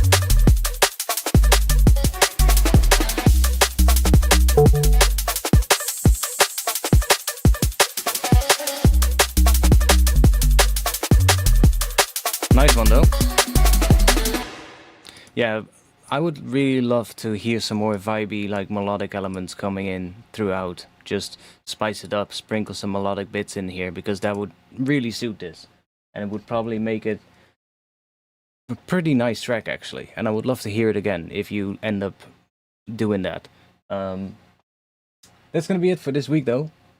We I've done plenty of tunes. It's 1 AM for me, and my stomach is literally growling, so I'm going to go grab some food right now. We will do the feedback stream again next month, so if you have worked on your tunes, feel free to send them in again next month. If you've made something new, also fine. I do like hearing some tracks that I've heard before, from people on the stream, and I do like hearing them again when they're a little bit more fleshed out, or when people worked on them after the feedback that they've got. So yeah, if you do end up having something for next month, then definitely go send that in. I'll be in the Discord, so if you have any more questions or any more things you want to talk about, I'll be in the Discord after the stream. I'll go make myself some food and then hop back into the Discord, so I'll be there. This was a fun stream again. I really like doing these feedback sessions, so I will definitely do one again next month. Usually first Friday of the month. If I do feel like, if it's the first Friday of the month and I really want to make some music, then I'll let you all know, and I'll be like, yo, it's gonna be production today, and then I'll move it to the week after. But usually it's gonna be the first Friday of the month. So yeah, we'll do that again next time. I'll be back with a regular production stream probably next week. So Friday around 8:30 to 9, well, probably 9 p.m. That's usually what I do these days. 9 p.m. Amsterdam time. And I'll see you on the next one. So thanks for watching, and have a good night, day, morning, whatever it is where you are. So yeah, cheers.